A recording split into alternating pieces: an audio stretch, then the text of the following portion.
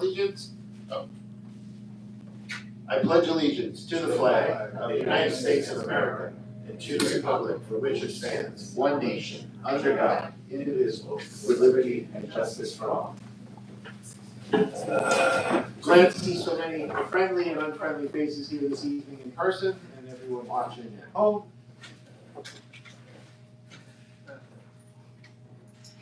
We shall quickly start. The superintendent, the co-superintendent's report. Do you have anything to say? Looking forward to policies. Looking forward to policies.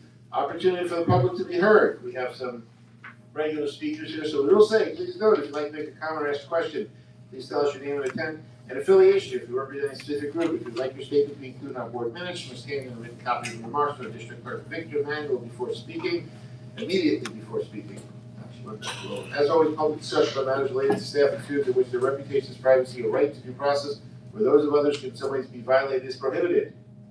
Anyone, Joe, Janine, Maggie, Mr. Hart, Dr. Harsnett, Mrs. Glancy. No, we have closed the opportunity for the public to be heard. Unfinished business. Approval of tabling. Recommend motion be resolved the Board of Education approve tabling the second reading of the following policies in Series 1000, Series 2000, Series 3000, Series 4000, Series 5000, Series 6000, and Series 8000, except for Policy 3430. Do I have a motion? Thank you, Mrs. Martin. Second, who I can't see. Oh, Dr. Valentano, thank you so much. All in favor of tabling all those policies except for 3430? 5-0. Thank you very much. New business, what we've all excitedly come to today. Addressing the first reading of the Series 7000 policies. Everyone knows the drill. We will flip the pages. We will ask the questions. We will get the answers. And I want to just start off by thanking Mrs. Clemente for being here tonight, given that many policies deal with PPS, and I'm sure she'll be available. Make yourself available to answer any questions that we have. With 78 policies to run through, let us begin. We will go, I have a motion to, I didn't make a motion yet. I have a motion to review be resolved, Board of Education accept the first reading of the policies in the 7000 series. Do I have a motion? Thank you, Mrs. Martin. What? We'll get when we get to it. We'll deal with that. Second. Thank you, Mr. Jin. All in no, that's good. Discussion. We are starting off with policy 7110, comprehensive student attendance.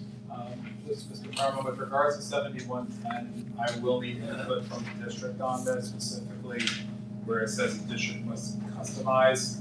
I would recommend between now and second read, just looking at having someone look at the current student attendance policy and just making sure they mirror. Okay. Legally. Well, it says we're revising a comprehensive student attendance policy. I'm No, doubting that we have a comprehensive student attendance policy. Anyone? Mr. Cohn, you know if there is something that we... I know we have stuff in the high school student handbook on attendance. Right, but that's not a policy. That's not an attendance. I would assume that would be a separate document. I can, if the board wishes, I can pull a couple from other districts and send to the central administration so they can get understanding as to what an attendance policy can be. Yeah, you're gonna have to provide this. Yeah, okay. So you will send to Mr. Cohn and Dr. Kravitz some sample policies and... I'll send that this evening. Perfect.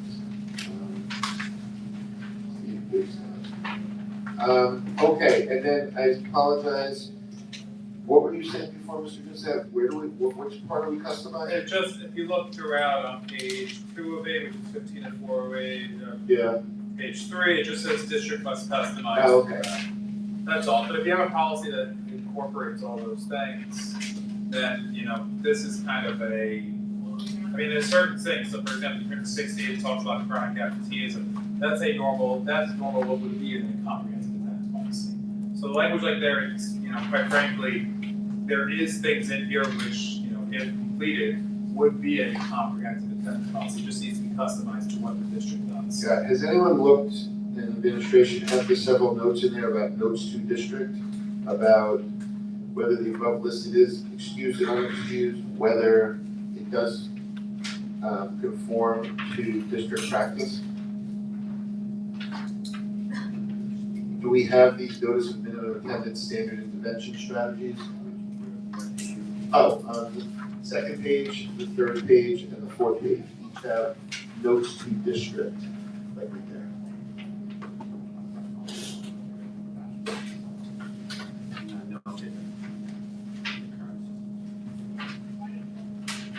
Okay, then the next one is delete or modify the following section where it talks about student attended and course credit. Do we have policies on levels of absences and how it affects your grade and whether or not you have makeup opportunities and stuff like that? I know we have unwritten understandings to some extent. I believe loosey-goosey is the technical term for that, but Steve, is there some state law that precludes you from using attendance to directly impact grades? No, that was overturned a few years ago.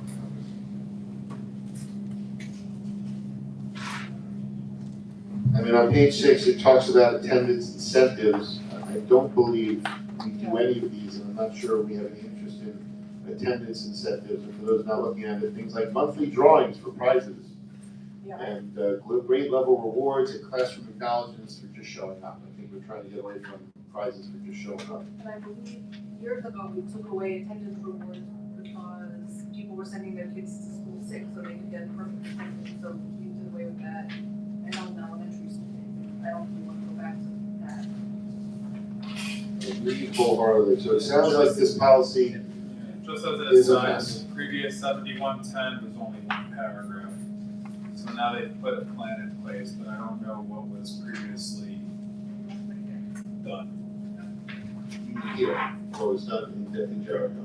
Previously, your previous policy was one paragraph. Okay, can we make a suggestion? Maybe when we get to accepting first reads, we are going to have to table this one till Thursday night. And hopefully on Thursday, we can get this turned around by administration in the next 48 hours and have a first read on Thursday night. I want to add that the policy says students with more than a certain number of absences may not receive course credit, but he also said district may not deny course credit if the student has completed this work. So it's kind of like contradictory. Yeah. Again, I'll share with the district. I'll share with Dr. Kravitz and Mr. Cohen, Dr. Sherman, a couple of attendance policies across. I'll provide its cross sections such as the Houses, Roslyn's, Great Necks, and I can put some in Suffolk County as well, just so you can get a wide range of what attendance policies look like. Or is that supposed to say unexcused absences in that same sentence when he's talking? I don't know which sentence. At the What middle page? school, page 4 of 8, at the middle school, senior, high school level, any student with more than like, I think it's what, 10% we use, Yeah. absences in a course may not receive credit for the course. However, students with properly excused absences targeted, so just making the differentiation between unexcused versus excused. Yeah. What we're trying to add, or? No, I don't think it actually contradicts, because quite frankly, what you don't want is somebody, and obviously for people with attendance policies, you've seen the news, what's going on in the Suffolk County District on Newsday. You know, the fact of the matter is you might have a student that has 40 excused absences, and that's a lot of class time, they might not get credit for that, even though they had excused absences. One process and protocol is supposed to be followed for that, in that situation as well. So I would just, again, I have a bunch of policies and I will share and we can discuss. And do we need to keep hunting as an example of unexcused absences? What? Do we need to keep hunting as an example of unexcused absences? Hunting is listed as an unexcused absence. I put it this way, I did not write hunting, so. A lot of upstate districts have that. And that, It's remember, hunting day, they close. remember where you think where the policy irregardless is upstate, so. No, I understand, I just thought we were supposed to customize this for. I thought you said hunting, not hunting, so I was like, what, hunting? Hunting is funny, good job. Good job, I like it. No, I do, it's just.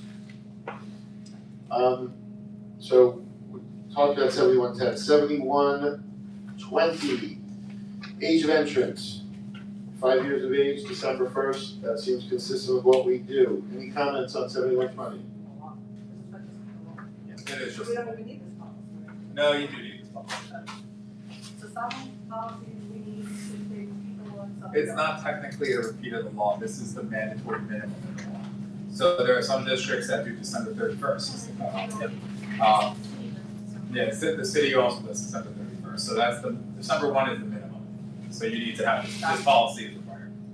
7121, diagnostic screening of students, third paragraph, students with low test scores or students who score below, and talk about, do we do the diagnostic testing for these students on a regular basis? When they have this?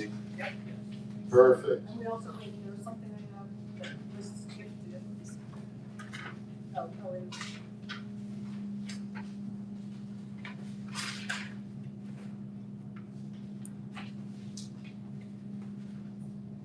Something about gifted students. Are you going back to something on 20? This is Dr. Beltran is asking which policy you're looking at. Oh, in 21. Yeah. Oh, or, yeah, the first line, it says are possibly gifted, but we don't have a gifted program. So we can get rid of our possibly, we can get rid of our possibly good program. Isn't that what it's celebrated? It doesn't say we're creating, it just says if we figure out if they are gifted. If they are gifted, great, this goes to be. But I think they need to say, use a different word, just as gifted. I mean, I don't mind keeping the concept of like a high achieving or high IQ, something like that. Accelerated? Sounds good. Advanced, accelerated, whatever people want to use. You have preference as your change? No, I feel like this implies that we have a gifted and talented program, which we don't. Okay. But the concept of identifying students that are higher level isn't a bad concept. But I Why don't we want just to take apply- out the possibly gifted? We don't need to keep it in there, it's not accomplishing anything, it's a clause. Yes, Mr. Doucette, or Mr. Doucette? I'm fine. Perfect, we're taking out our possibly gifted. Send district prior to report and you're gifted. It says it down below in another section as well. What's it say?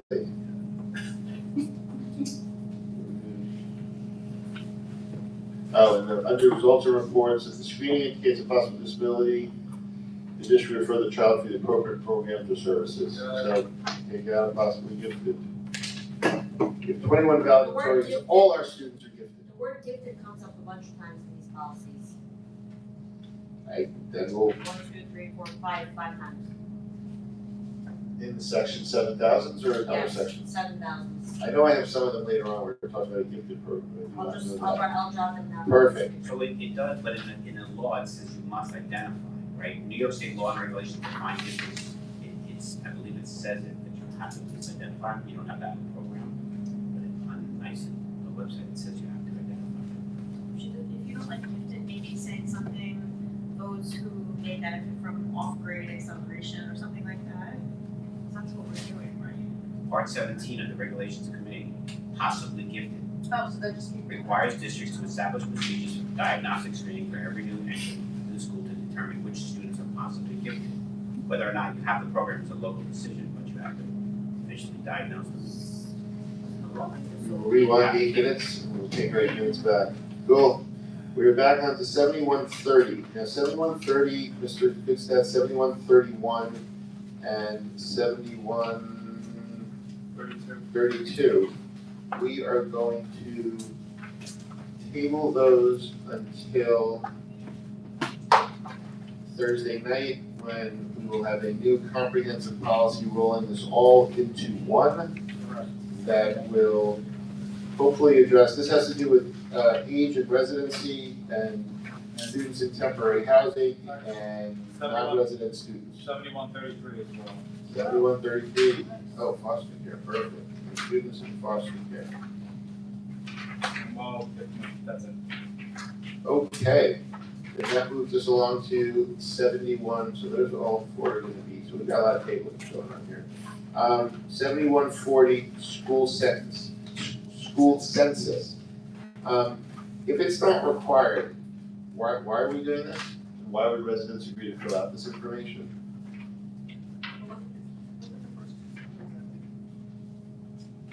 I know, it doesn't make sense, and then you have this, the district is required to count the number of, quote, immigrant children and youth, close quote. Isn't that almost illegal? Sounds great. Sitting, they collect that data. Doesn't mean we have to. No, I know, but I'm saying, what are you supposed to say, are you born here? I guess you have You don't to need register this the policy. Alright, let's leave it at it. Which one? 40. 7140 is deleted, no census data. You can still do a school census potentially, but you're not required to. You may cause, the law has, Education Law 3242, you may cause a census to be taken. Okay. I'm sure Dr. Kravitz, Mr. Cohen, and Dr. Sherman will make sure we have all this information. 7150, remote instruction. Here we have the second sentence, or first sentence, second line, we talk about enrichment courses, which I think was what Mrs. Bargoff was saying we don't have, correct? Or we all think we're not saying it, I don't know if we can pull that out there. So I have a couple comments. But we do have, can we pull out enrichment courses, or Sorry, I think just leave it in there? I'm sorry, no, go ahead, Mrs. Bargoff. Just leave it in there. Sorry, I just need to find the page. And while we're doing that, on the third line, can we put impairment of heating or cooling facilities?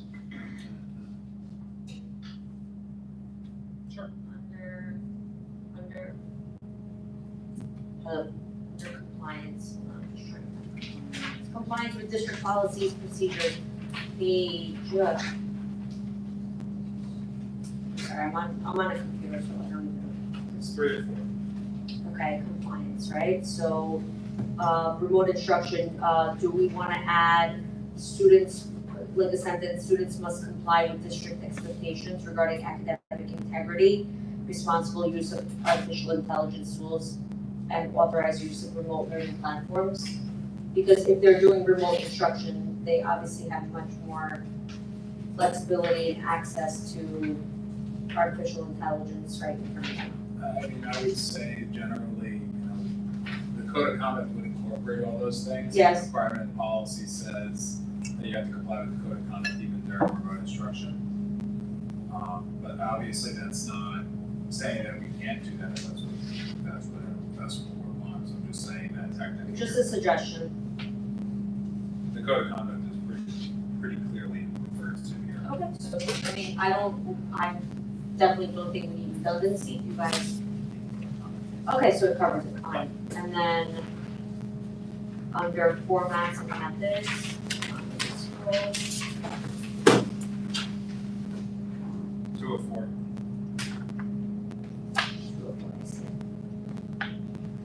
Okay, do we wanna put, superintendent or designate will maintain procedures for documenting student attendance, participation and engagement during remote instruction?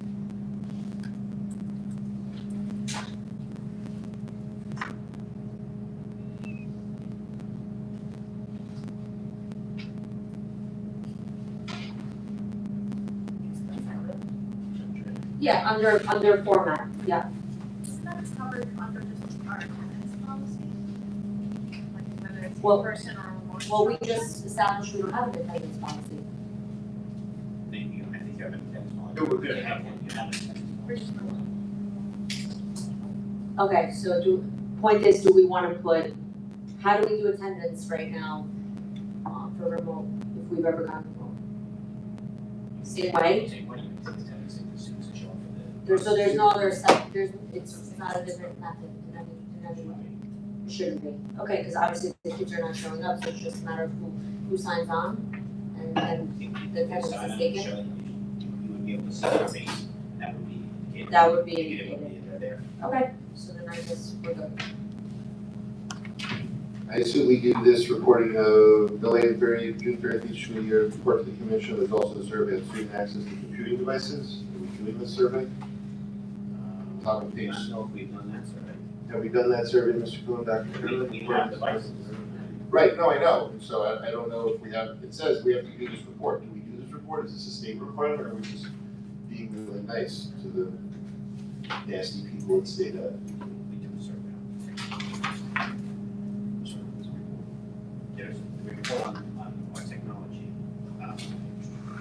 Superintendent report to the Commissioner of Education the results of the survey on student access to computing devices and access to internet connectivity on a form and format prescribed by the Commissioner. I figured you only got 14 days to get that reported, so we're looking out for you. I just submitted the technology report, so that's why technology survey. Okay, so that's probably done.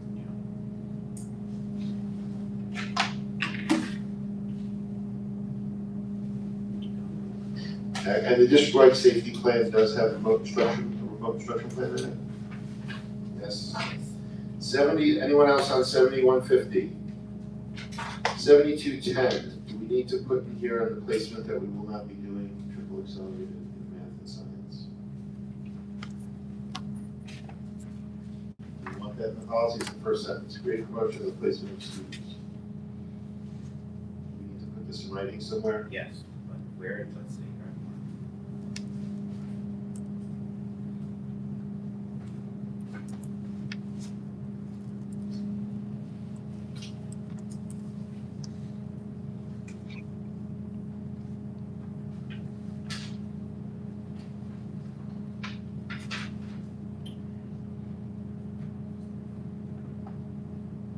If you want to put it somewhere else, but I'd like to see it Here. somewhere in the word policy. There's one in the first paragraph, in the first section about creating. Well, it's great program placements. That's great.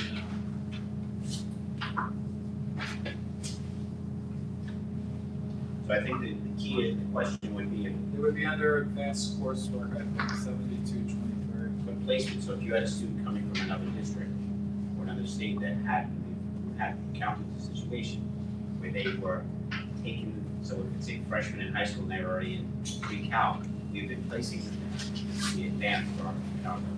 Yeah, but for what Mr. Carmen's requesting about a triple acceleration, you have policy advanced class coursework, which would, I think, it actually talks about accelerated coursework in that policy, which It's a difference. I know there's a difference. So can we just put it here so that we don't have?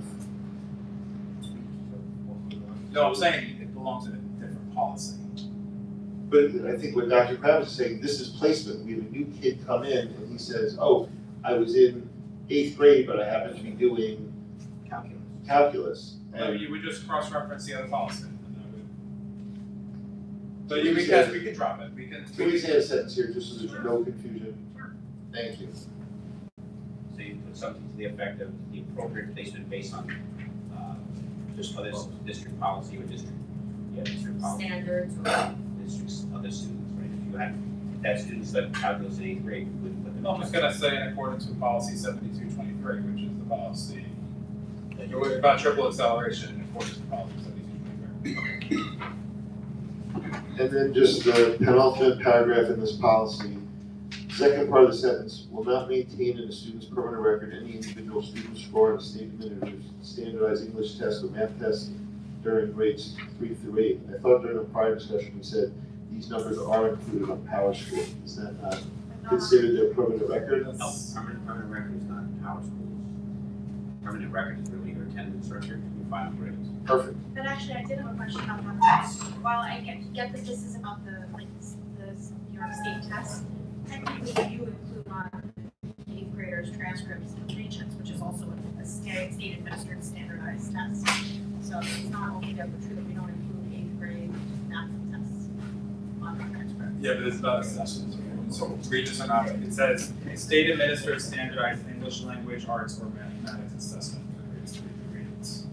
So the regents is not an assessment. And it's for 9th grade. It's not, they may take it in 8th grade. And again, I'm not saying they're right or wrong, but I can interpret it as they may take it in 8th grade, but it's really a 9th grade No course. one can say No. that an assessment is not, The regents is not, regents is not a type of assessment. Okay. it's an examination. 7211. 7211, provision of interpreter services. Good. 7212, response to intervention process. Just note there are sections where it says the district must customize. Yes, have we customized? Everything done? So we have an RTI committee. On the second page there.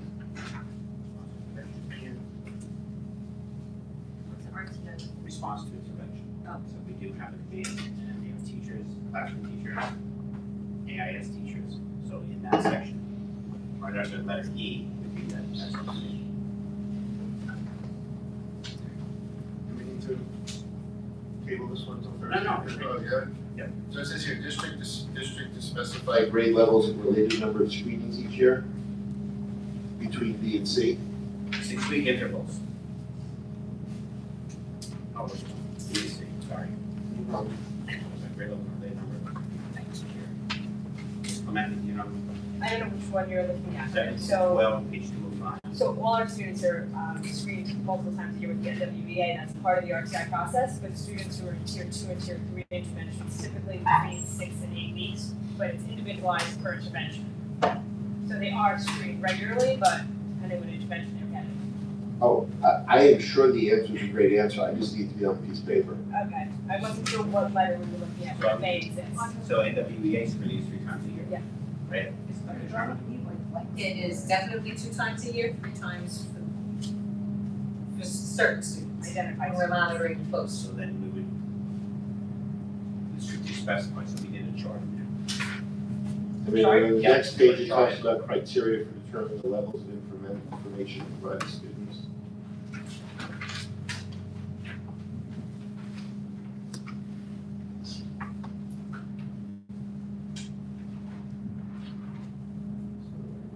Table 7212, and hopefully we can just see a filled out version before Thursday. We are on to 7220, graduation requirements. Do we do early graduation? Is that sure? Do we do it? We've been requested, for early graduation. We typically have tried to, avoid it, but So leave it in there, may be eligible for early, what do we want to take it, I don't know, if, are we legally able to take it away? Steve, I'm not sure if we can.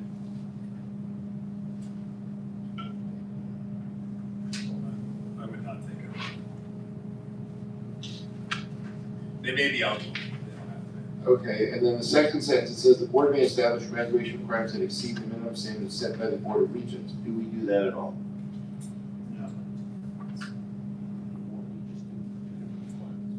I know, we can do whatever we want, I didn't know that until I read this. We should consider this next year. Maybe we should have to sit through a board meeting on policy. Okay, so we're good there. 7221, go ahead. Sorry. Oh, sorry, 7221, participation in graduation ceremonies and activities.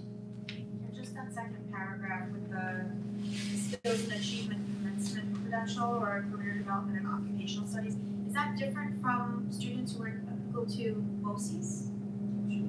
So students who go to BOCES to the special ed piece, they would oftentimes have the CDOS. The students who go, who are also completing all of their requirements here, they go to BOCES but still get their typical diploma. Okay. Did we add language to the policy years ago to allow some flexibility, or does this not allow any flexibility to let someone walk in the ceremony? This does not allow flexibility, and that's the comment that we need to talk about, because I think we used to have any student with a disability to participate in the graduation ceremony of his or her class. That's what we had. I don't remember the exact language, but that was the effective. I'm pulling the exact language because It's 7222 in the old section. In our old manual it was 7222, not 7221. Oh, this, yeah, it says participation in well actually no, that's in there. It says the district allows any student with disability to participate in the graduation ceremony of his or her graduating class and all related graduation activities.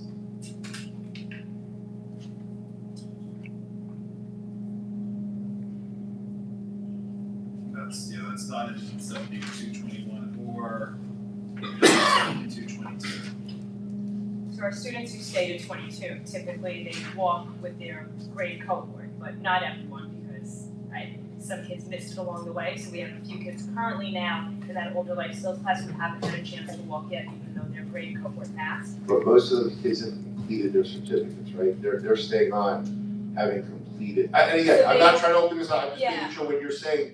I think what you're saying is not exactly, like, those kids are staying till they're 21, but they've completed.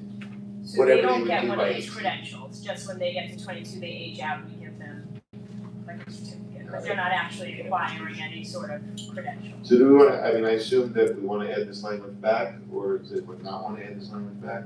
I want my kids to be able to walk. Not to play devil's advocate, but I think the language, quite honestly, was a little too open-ended. It included everyone, so again, I don't wanna get into the particulars, but I do remember the situation that led to us putting the language in the policy, and while in that situation it made sense, as a former high school principal, there were times where I was dealing with students with special needs that were refusing to come to school, were refusing to sign up for any protocols to try to get a diploma, and this policy as written would have allowed them to walk in graduation where there wasn't any commitment on the student's part to actually achieve a diploma. So I would think that if we were going to look to make it clearer, so New York State ultimately assessed students would be the ones that we want to make sure are being allowed to walk. So there's students who are not on target to receive a diploma and are on I understand that. Again, there was a student that doesn't fall into that category where they had an IEP. They were not going to be able to graduate with their cohort, but they were actively seeking a diploma. Their disability definitely hindered their ability to graduate in a timely fashion. I think this policy, as we wrote it, was supportive for them, but I also experienced where I was dealing with some families and students where that wasn't the case. There was school refusal, there was, quite frankly, there was aggressiveness for the child to actually try to be compliant with plans that we were trying to put in place, and it felt like we were hamstrung, and it didn't seem like the policy worked for that situation. So do you- I put it out there, you may not want to change it. I think the way what Ms. Clemente proposed is what the actual spirit and tenor of this is supposed to be, which is supposed to be to those children that are really not going to quote unquote graduate in its normal sense, in which they're going to get the education until they're 21 and go. But this situation was different. That situation, Mr. Cohen's situation was different, but the actual tenor of allowing kids to graduate with their cohort is really with the situation that Ms. Clemente is presenting regarding kids who are going to remain through their 21st year, and then they get to graduate. I understand that, but again, I know that the board at the time put language in for a different type of scenario. And I'm not arguing against that scenario, I'm arguing that the language allowed for carte blanche, it was too broad. So you try to make the language that we had there just a little, Well, what about, again, just to what Ms. Clemente proposed about that's also. the alternatively assessed, well, no, alternatively assessed would not incorporate the situation Mr. Cohen's talking about, because those students, that student was not alternatively assessed. Right, so that kid wouldn't have been able to. That kid would not be able to walk this cohort, he'd be able to walk once, or she. Right, but that, we want that kid to. You want that kid able to walk with their cohort, Right, even yes, but not the kid. But I'm not that- sure everyone agrees with that. I was fine with that, but I can't speak for anyone else. As I stated, I think in that situation, this language supported that child appropriately to walk in graduation. That's in my opinion. People can disagree with me. But I think this language allowed others to walk in graduation that I would have argued it wasn't in our best interest to allow those students to walk in So graduation. my recommendation was to use the language in the prior policy with a little bit of a limit and another sentence for the. I'm not sure.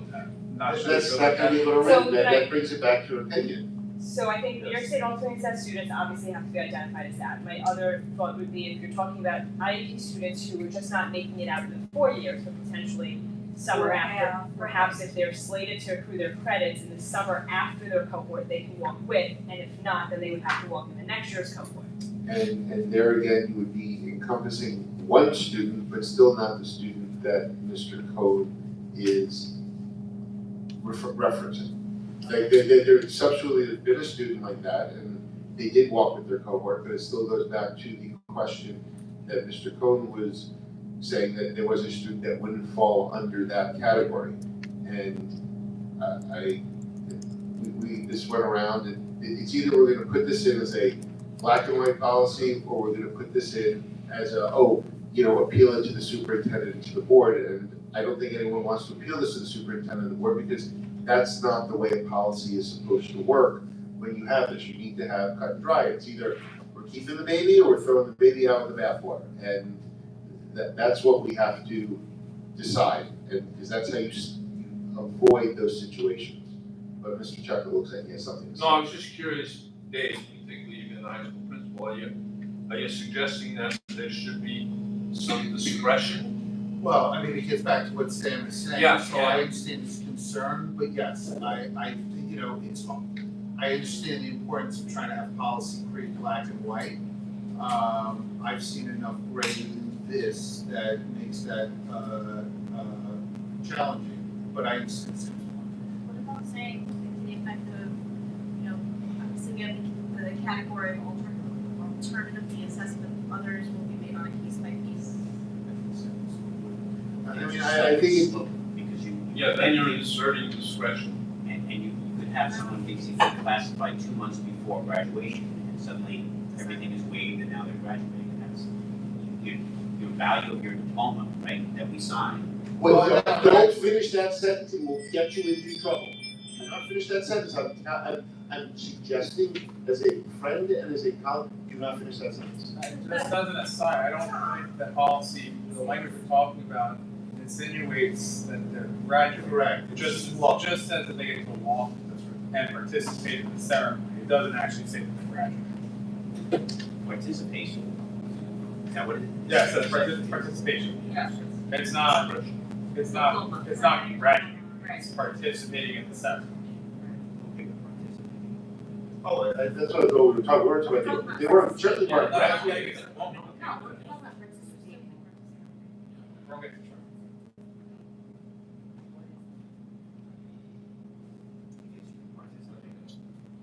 Well, no, and I appreciate Mr. Cohen's concern that it's like, you basically show up and you get to walk. And unfortunately, I think we need a black and white policy, because if anyone doesn't know, this took up an inordinate amount of time. And it's never been a process I think anyone should have to go through or want to have to go through. So it's either they all graduate or none of them, or they all participate or none of them participate. Minus the alternative assessments. Oh, those people, no, the ones that Mrs. Clemente talked about, I think, those are a fallback. Those are definitely participating, right? I don't think anyone has an issue with that. I think it's whether or not we're gonna say, it doesn't even matter if you're not trying, you get to participate. If you fall into this category, we're not. And anyone who's gonna then call me up and says, policy doesn't sound fair, the parents are gonna say, oh, this wasn't fair because of this, yeah. I'm just saying I disagree with being fully black and white on a lot of things, and this is one of them that, students are humans and you need to sometimes take that into account. So why do you disagree with what Ms. Clemente had suggested about intended summer graduations? Because it wouldn't have covered the student that Mr. Cohen was talking about that started this discussion. And by the way, let me be clear, I have no problem with that policy. I like that idea. Yeah, hold on, I like what Mrs. Clemente said, but I'm not trying to reopen things. That would not have solved the problem that initiated this 4 years ago. I'm fine with that. I'm fine with that. There are others up here who might not be, so I just want to make sure that that's what we're talking about. But Mrs. Clemente, I absolutely love that. If you're a credit short or 2 credits short, you can bang that out, and you're expected to bang that over summer school, because you have visibility that they're registered for summer school, and they traditionally have been on that upward slope where they're going to get it done. Absolutely. But if you're talking a year or 18 months out, I don't believe it. But I've always made that point clear. That's where I was. I was trying to be inclusive to others' opinions. But I'd be ecstatic with Mrs. Clemente's suggestion. How often are we in a situation like what, I don't know that it's happened again since we last dealt with it, when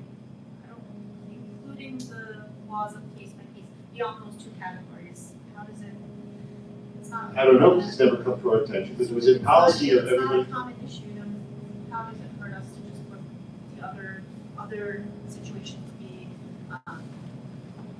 discussed on a case-by-case basis? Other than the intended summer graduates versus and alternatively assessed students, everything else on a case-by-case basis. I'm fine, but I don't think you want it on a case-by-case basis, you wanna say this is what qualifies. But it doesn't happen. Again, we don't have to put it into policy, someone can always, the way they did last time, someone can always come to the board and say, we don't like what you've done for the last 25 years, we wanna build an exception into that. They can always do that, it doesn't have to be in the policy.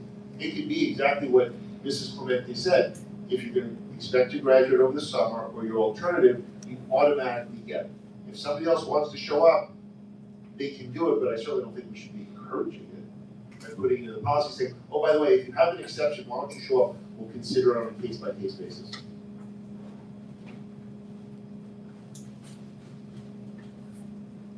So I suggest we go with Mrs. Clemente's language, given that she is our director of PPS, and say, if it's gonna happen over the summer, great, if it's the alternative pathways, great, and be silent on other cases, and if something pops up, we'll hopefully deal with it prudently and expeditiously. Sounds good.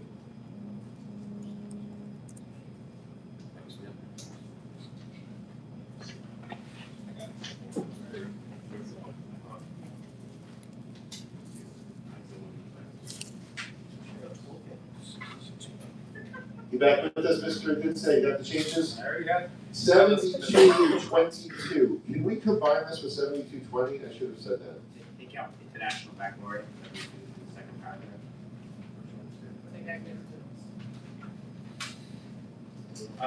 Yes, you can combine the two. Can you please do that, please? Sure, but tell me what changes needs to happen to 72-22 first. International baccalaureate.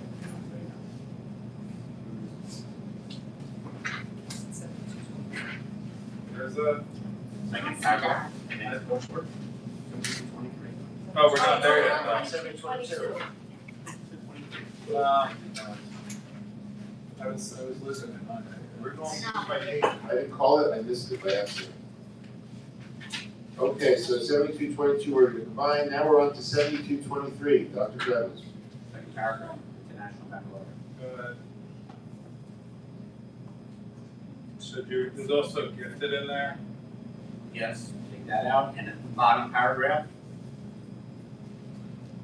8th grade students have the opportunity to take high school courses in mathematics and science. Take the others out. Right? Yes.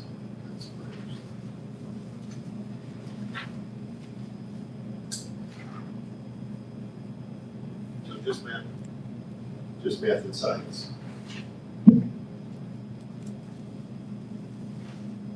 What is the meaning of the paragraph right under that? At the end of the seventh grade services must receive instructions on facilities given in state intermediate learning standards in each subject? That was for Dr. Kratz, not for you. So it's the same.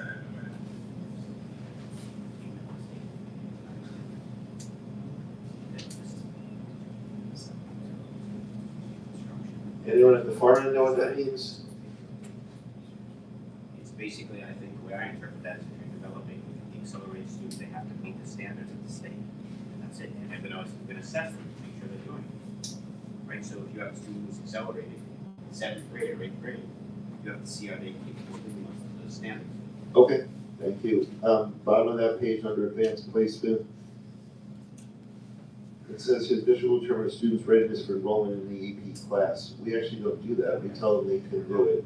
But are we able to put something here and say only 10th graders are allowed to enroll in AP classes? That before that we're not doing it, again, to avoid any confusion? So you would say no 9th grade program. Or 8th graders, or 7th graders. But I mean, I believe that's what we do. We do not allow. Is that correct, Dr. Sherman? We do not. We do not, so I'd rather just have it in here so that we don't have a triple accelerated issue. And also, Could you express it in the affirmative, only 8th grade, only 10th grade? Only 10th grade and higher Yeah. can enroll. and also, it said, Ellie's an AP core, The AP class will be determined by written criteria. Do we need to list the criteria on the policy or somewhere else? Regulation? We have open enrollment. So Open. we're taking out the list and stuff. Yeah, Yes, Mrs. Jerome, taking the last sentence. I think I did 80% here for your car. I don't know where Mr. Jim is reading from. Where is that, Mr. Jim? 7223? Yes. Which page? 1 or 2?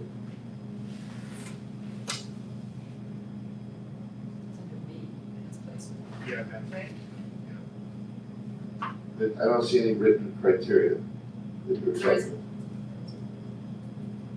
It's just 2 sentences. Advanced placement exams offered before students opportunity to credit advanced standing at a college or university. College Board administers a variety of AP examinations in May of each year. Those courses are open to all students 10th grade or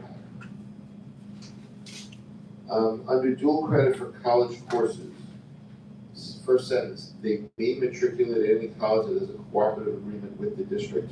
Do we do this? Yes. We do. Great. But they matriculate, when we say matriculate, does that mean go full time? Oh, I assume matriculate was like full time. I apologize. English, what can you do? Do you want to add here about triple acceleration? It's at 10. Oh. Yes, please, add triple acceleration wherever you can. And then for under notification, what do we do? Grade 6 or 1 grade 5. So instead of grade 5, it says grade 6. You see that, Mr. Goodstead, the Yes, second I got paragraph under notification. Anybody else on 7223? 7224. We can delete this, right? It looks very similar to the policy we already Except- reviewed, It says it's not the same thing as, but it's exactly the same thing. so. Did you tell us when we interviewed that they were like taking classes virtually from? The teachers, Oh, the from a students are in training. the school, but the teacher is not. Oh, yes, there's So there's been 2 scenarios that have led to this. One Yes. is in the academy, there have been times where we've used virtual instruction. And the other is when there's graduation timing issues for students and we're trying to support their ability to graduate with their cohort. And we have allowed for virtual instruction. So it is different than remote instruction. No, but it says here, it's an intentional course. So there are companies now that offer remote virtual instruction. Proximity learning is one. Elevate education, iTutor, where you can do the coursework. You can do the coursework virtually, and it allows you to gain credit in the states that are accepted. Yeah, but that's, normally in districts such as Jericho, they would use this for students that are suspended, and this is for the home instruction. This virtual instruction is almost giving, just for the board to be aware, is giving the appearance that you have classes that are virtual. Home instruction is not virtual instruction. But you could have virtual instruction within your. That you would have a teacher in which your class would be solely virtual or blended. It's where you're setting up beforehand, saying this course will only be taught virtually. We don't do that, and I don't think we want to do that. But what if in the If it's year, he says, oh, there's this great class that I wanna bring in for students to participate, but it's like a virtual thing. And then he'll come to the board and say, we'd like to do virtual classes. This is totally different than anything we do. We need to add this in our policy now. Got it, Again, I think there's a lot of upstate districts that are very rural, okay. and this would work for a lot of districts in the state. So leaving it in at least creates some rules for it. No, we don't do it, and so if we want to do it, then we'll come back and create the rules. If we're not, if you put it in there, you're saying this is something that we're going to consider doing. I don't think we should consider doing it without some serious consideration. Once again, there have been times where we have done this. We've done this in our very recent past. So the second sentence, or the second paragraph says, the district is not required to offer virtual instruction and blended instruction, but may do so in certain circumstances. So What course have we taught virtually? The academy. So again, we have not taught courses virtually, we have identified students that in order to attain credits, we needed to give them access to virtual instruction. So we've never offered this in MOS as a course. We've offered it to individuals to be able to. I understand, but it sounds like what Mr. Goodstat's saying, that's remote instruction, not virtual instruction. No, it's, No, no, That's not. virtual, That technically is virtual. Correct. That's almost remote is like your, we went remote. The school went remote, yeah, remote is when you have a snow day. right? That's remote instruction. So they took the whole course all year virtually. They took the whole course at whatever time they needed to take the course, so I wanna be careful about language, but yes, they took we allowed them to sign up for a virtual class through an outside organization that we then accredited.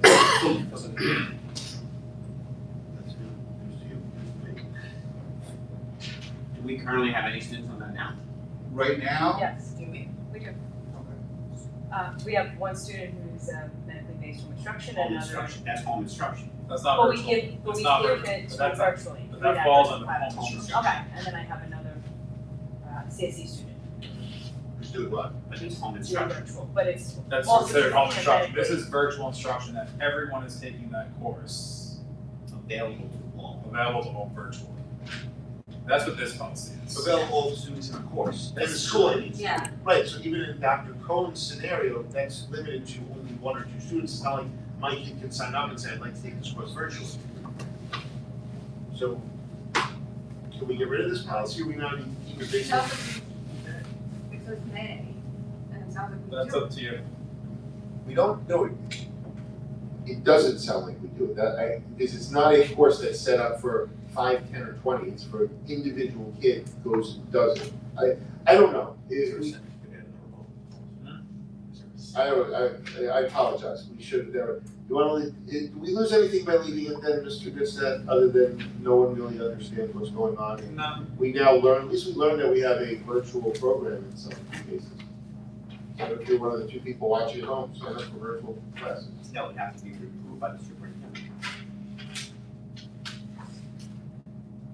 Would the virtual class have to show up in the course catalog? Yes, We have no courses that show up in the course catalog as virtual classes, so is what I'm hearing. you. Correct. Yes. So we don't have virtual classes. We may have home instruction, we may have remote instruction, we may have kids who take a class virtually, but that's a very specific thing. I look at virtual classes as anybody can sign up. It comes curriculum night, there's someone there on a computer saying, hey, I'm gonna be your teacher, sign up for my class.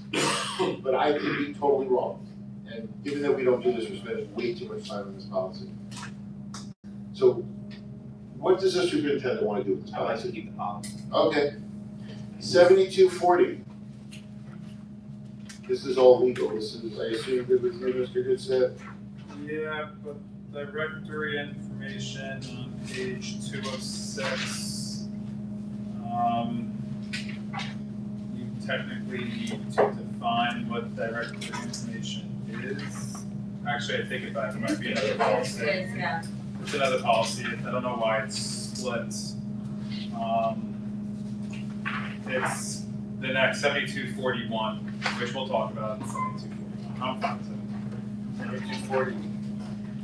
Anyone else? 7241, student directory information.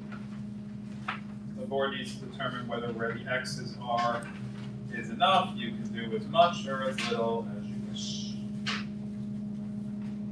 I thought I looked quickly and this What was did what we was have, there. we had this policy, we have it current. Yeah, I thought these were the same ones, except for maybe, Are these the same Yeah. ones? I'm checking. I think so. I think I checked it, but it was many weeks ago, so we had that aborted meeting when I would have known definitively.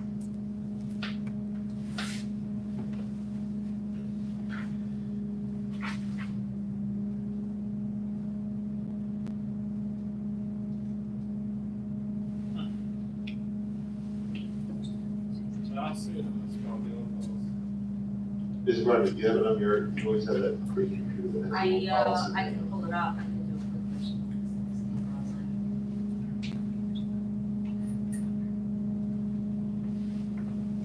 What's the policy code? 7242, It's not the different policy. student directory Directory, information. got it.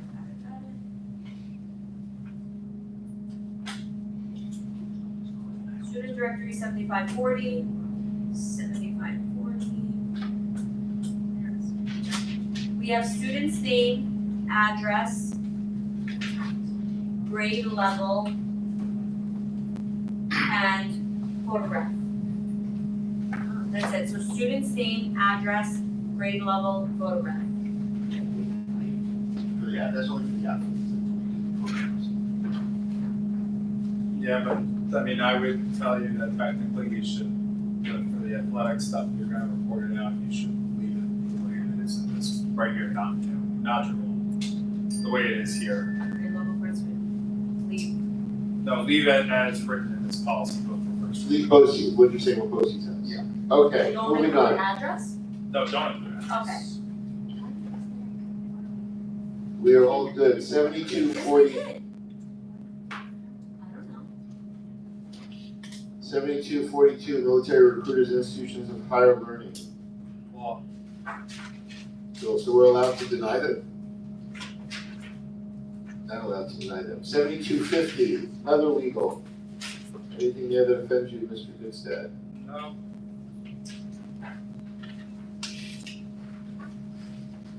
Just one thing on page 3.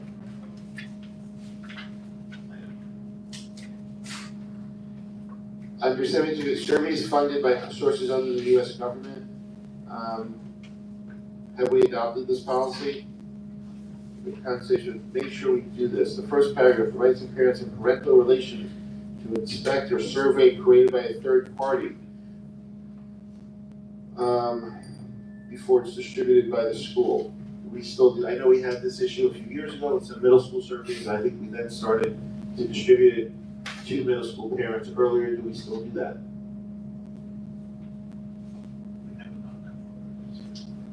Distribute them before any surveys. We haven't done any surveys. I don't know. Okay. I'm talking about the school does the survey, not the board. Oh, no, that's what I meant, like in middle school, we haven't done Yeah, but it's your kid, but it's for your kid. You may not know she took the survey. That's what I'm saying. it. Oh, yeah. They would do surveys, and then we get calls from parents saying, "You asked my kid," whatever. I have no idea. If they have a gestational or non-gestational parents. That make fun of state ed when we can. Okay, 7250 sounds good. Please make sure that the surveys are shown to the parents. 7260 designation of person in parental relation. Look at that. I know. Let's look at designation of person.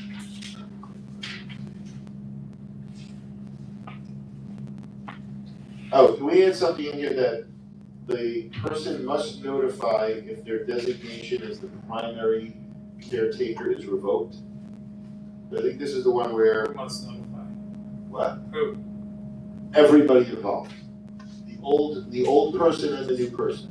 And they will be both held responsible for tuition if they don't notify. I'm joking about the last one, or I'm not joking, that's what I hope.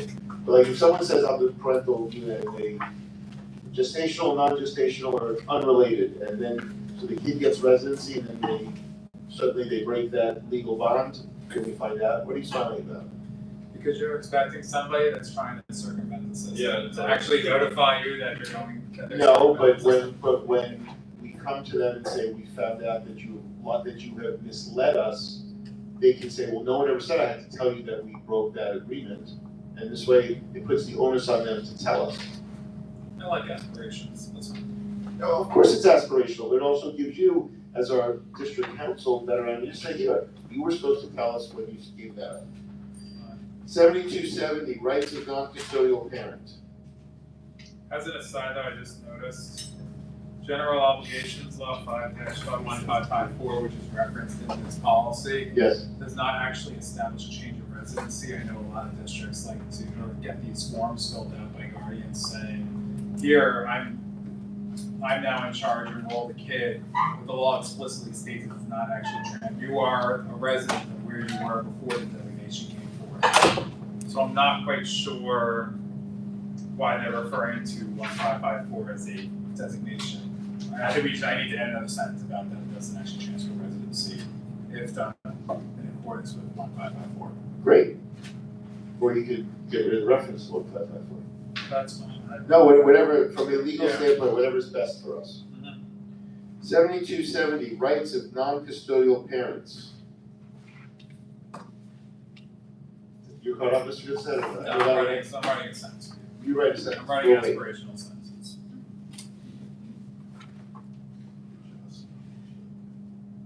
I appreciate the CSEA's real deep interest in these policies. 3 members, Joe, Janine, and Robert here. It's amazing. Two Joes and a Janine. 2 Joes. Why am I thinking? I apologize. I was looking. Trying to keep it. I'm sorry. It's 2 Joes. We have double Joes and. I apologize, Joe. Joe, this Joe knows our policy manual better than half the board. He sat through this thing actually paying attention. No offense to my colleagues, I won't name which half. I was just gonna say, I won't name which half. Other than that half, it doesn't know. Okay. We are at 7311, loss or destruction of district property or resources. No, we're at 7270. I'm sorry. I thought I said that. You No, did. you were waiting for me to write an Oh. aspirational sentence. No one had any comments for 7270. 7270, rights of non-custodial parents. Anyone? 7311, loss or destruction of district property or resources.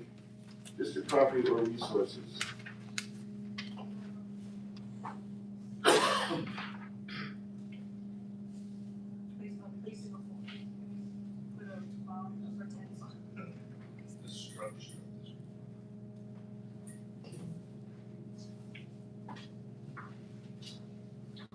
Just, I know this is somewhere else, Mr. Goodsett, or how does it work? If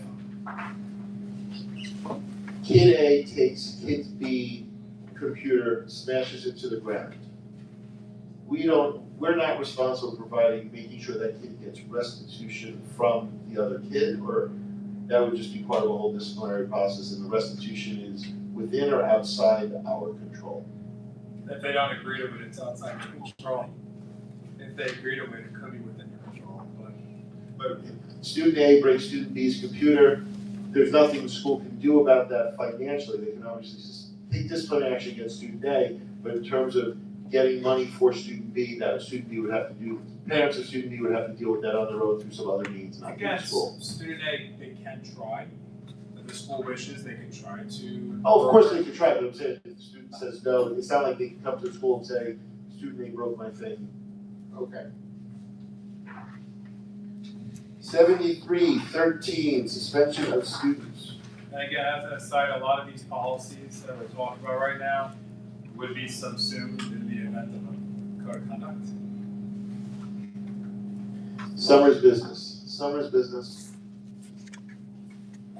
Right, Dr. Kravitz? Absolutely. Summer's business. Suspension of students, Law.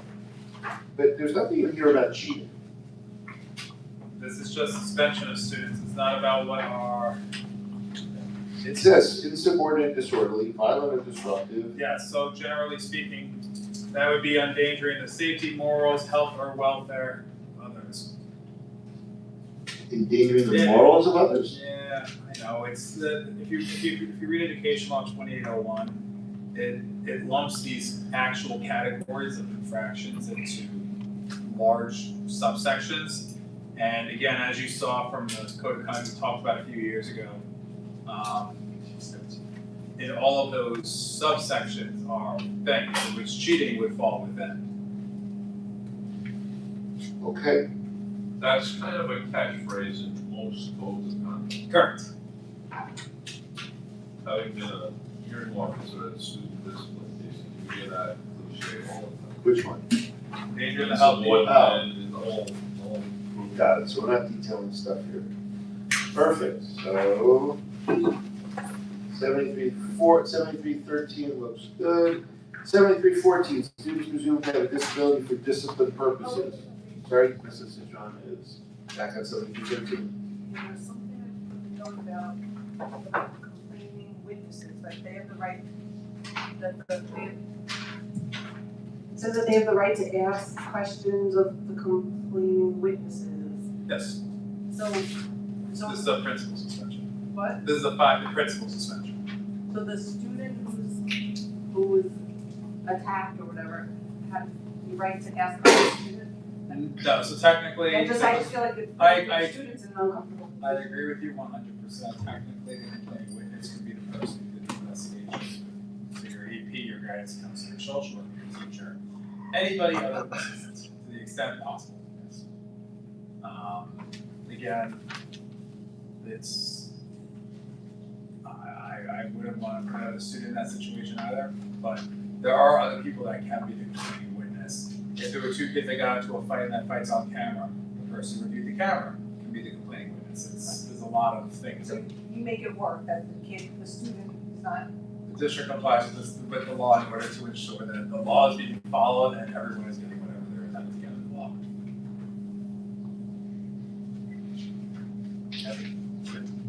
7314, students presumed to have a disability for discipline purposes. 7315, student acceptable use policy. Just quickly, is the title correct in 7314 for the, is that, I'm assuming that C is Desiree's position? Is it, yeah, the title's correct? Yeah. But she's not PPS? I don't see where it is. It says Director of Special Education. Under basis of knowledge, it's the first section there. What's your official? Director of DPS. Statement. Very good. Pay attention. Thank you.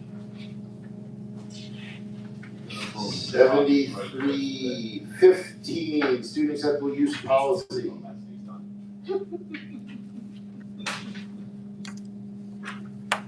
should go. This is the same as what we adopted, something.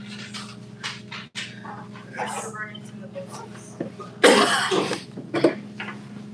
Well, we also, the next one, the use of internet-enabled devices during the school day, which, We're going to revert back to the old policy that we adopted last year.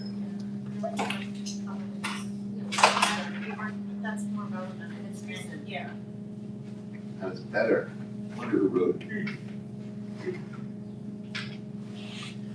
Okay, so 7315, to Dr. Valentine's question. Do you need it? Is it duplicative or is it just? You only need one, except you could, you already did that with, but I think you might need to modify the other one just to incorporate that it's everybody, not just students.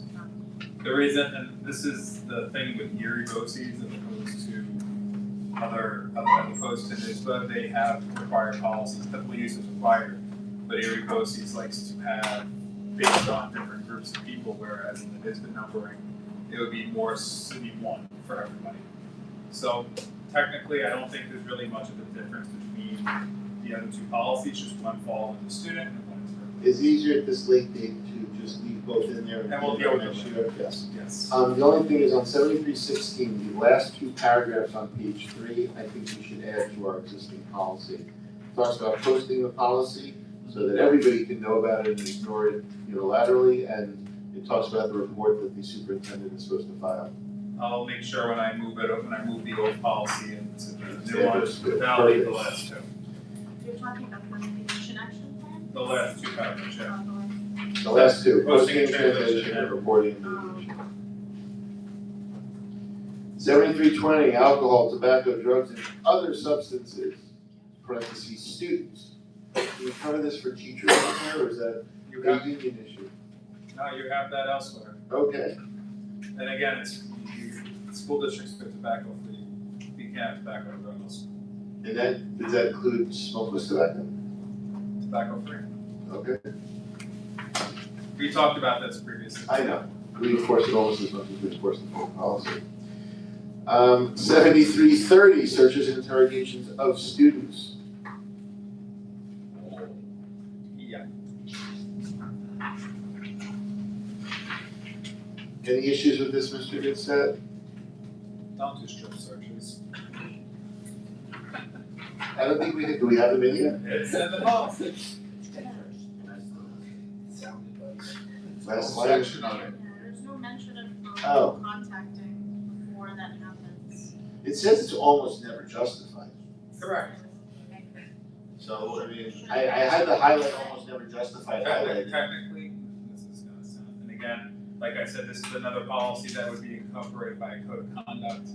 You know, technically, school districts need to be able to oblige by their code of conduct without having to get parental consent, especially when it comes to questioning code of conduct violations to the extent that they're, and again, still talk about not doing strip searches, but to the extent of the search, to the extent that there might be a gun or something else on their property, waiting for parental consent in order to make sure. Yeah, like, So- and that's what letter F is, the urgency to conduct it Correct. without delay, but I understand.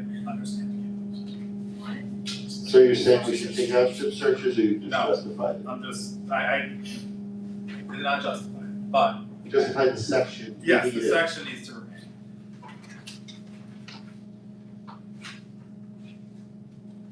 You just asked if I had any problems with that. No problem. Under the last page, interrogation of students by law enforcement officials, can you just clarify what exactly goes on when law enforcement shows up at the school? So when law enforcement shows up at the school, and this also pertains to, just making sure, this would also pertain to this pertains to any law enforcement. They can't just come on school property and say, I want to speak with Steve. They can't come with that, they need to have parental consent before they can come and speak to Steve. If the parents aren't available or not around and don't get consent, the police cannot speak to Steve. In those situations, they would have to wait until the end of school in order to find Steve and question him about whatever occurred. That does not apply to CPS. CPS, if someone wants to come in and question the parents, cannot deny or block consent on speaking to CPS. And what about emergencies, or I don't know what the cliche is, about imminent danger?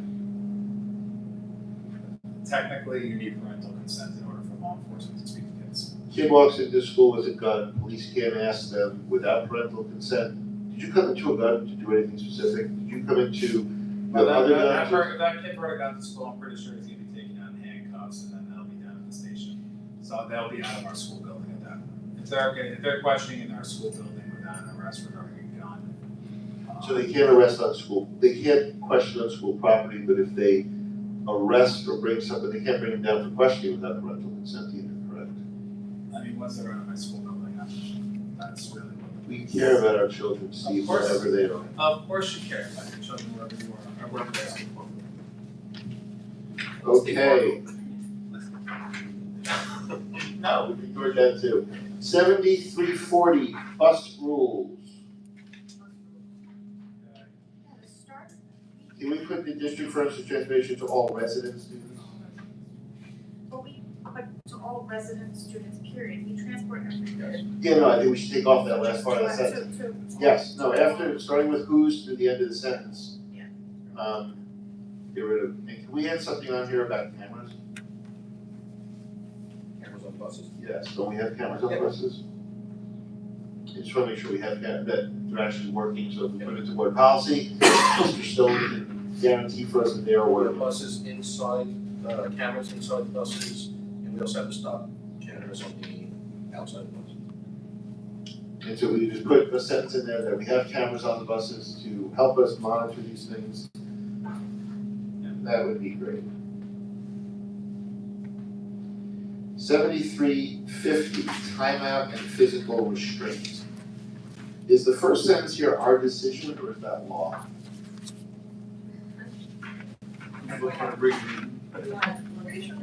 I'm just curious, like, if it's law, why is it not our policy? I mean, Well, timeout and physical restraints, a new regulation that came in, the past couple of years, in which they have made this more of a focus, in which, again, corporal punishment of resident interventions and seclusion can be potentially forms of timeout and physical restraint, so it needs to be there. Okay.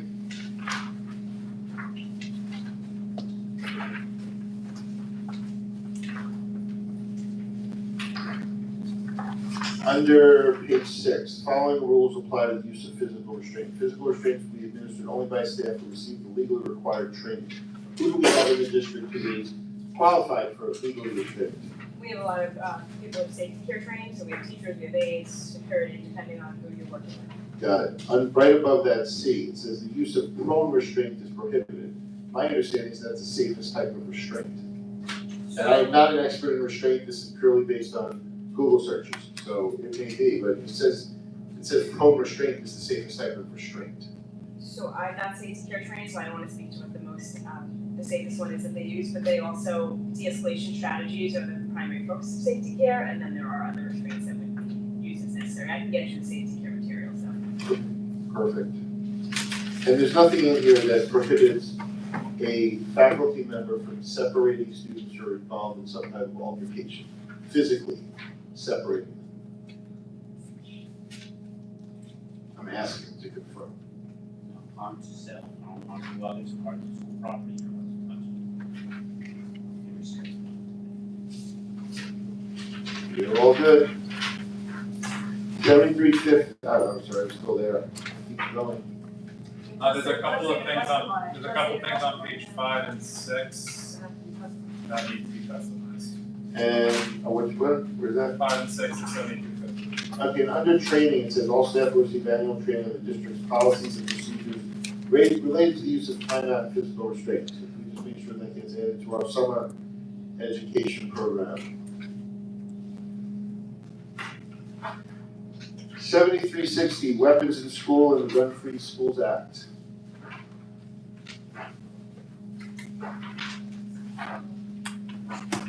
It says here, with the exception of students who receive prior written permission from the board of designee, no student, why are we giving any student? If it's for hunting, I thought schools were by definition gun free. Can we take that out?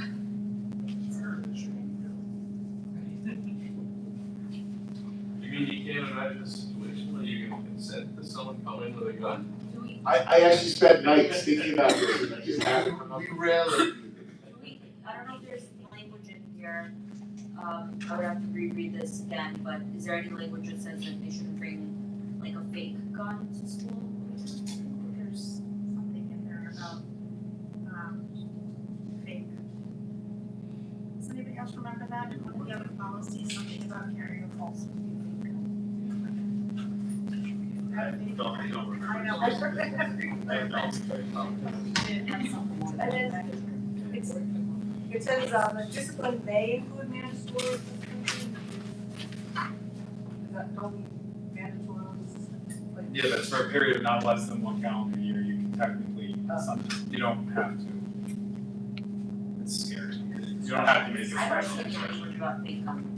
And I don't see this, the thing, the sentence about the discretion. the first, Oh, with the exception, sorry. it's the first, Yeah, to just start, no student. got it. And just so that people at home know, according to USC 93G2, weapons include pepper spray, which I'm sure I would expect is carried by some students, and I don't know that some of them might have something on their keychain. Certainly in college, they all do, so I don't know when that starts.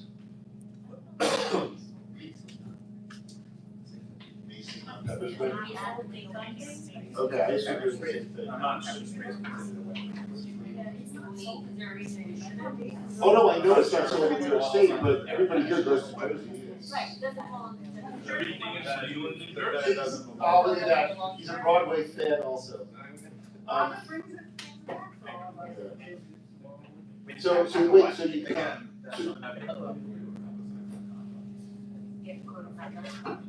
so under New York State, so they can't bring they can bring mace and they can't have mace, they don't still get it.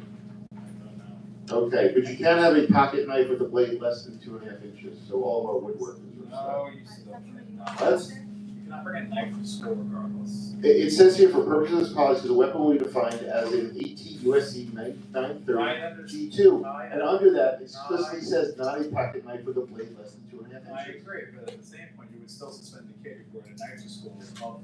On what basis? It's not illegal under this policy. That's what I'm trying to It's understand. illegal because it still endangers the health, safety, and welfare of others. We go back to that phrase. It's not a weapon. This policy says you can't bring a weapon to school. New York State doesn't define that pocket knife as a weapon.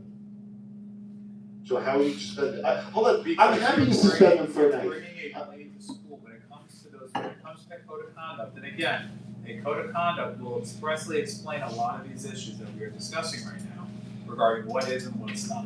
So kids can't have a Swiss Army knife on them. No, Okay?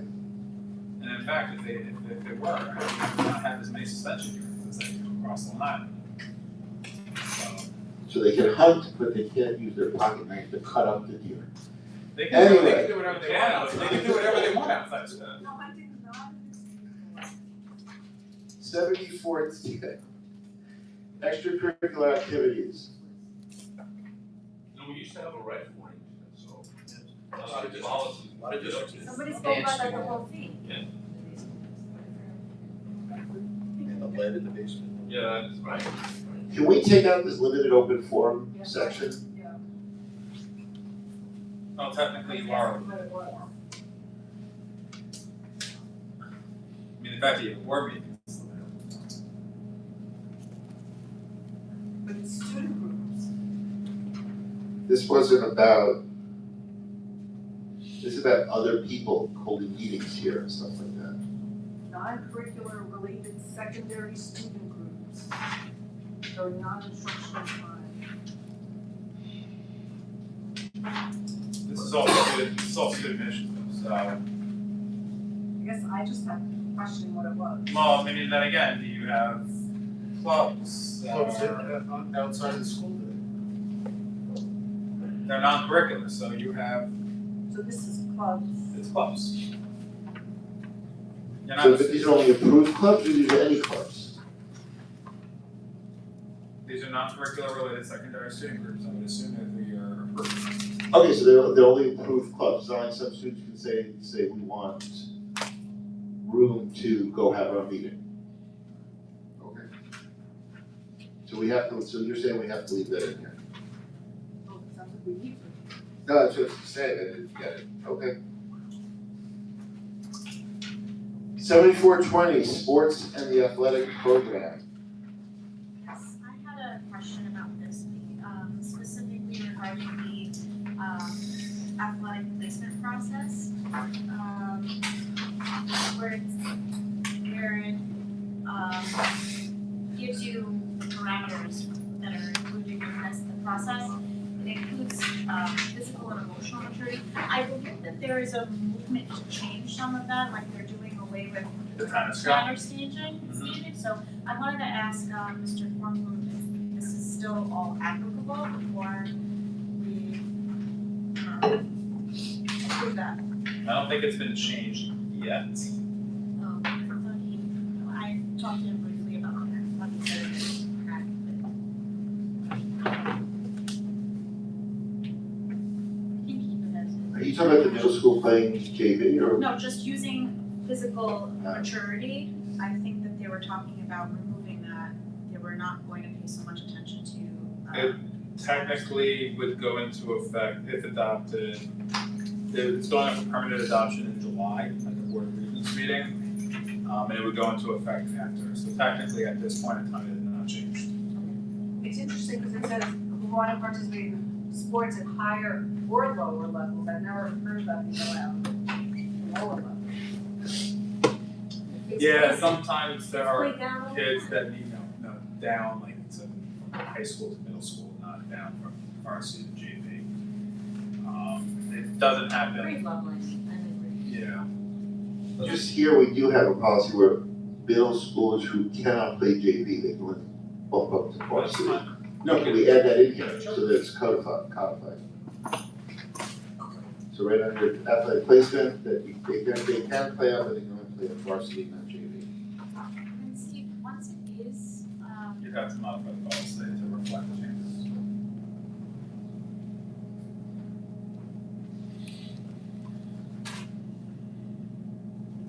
If it's adopted. If it's adopted, I mean, it'll likely be adopted. if it is adopted, are we no longer able to take into consideration physical maturity? I'd have to do a deeper dive into what the changes are. Like, okay, with regards to contact sports, I don't know that it's responsible for us to not take that into consideration. At the That's same- all that means. At the same point, I mean, APP is subjective, Okay. so if you choose not to do APP and move up, then it's a moot point. But I would have to look at changes. Okay.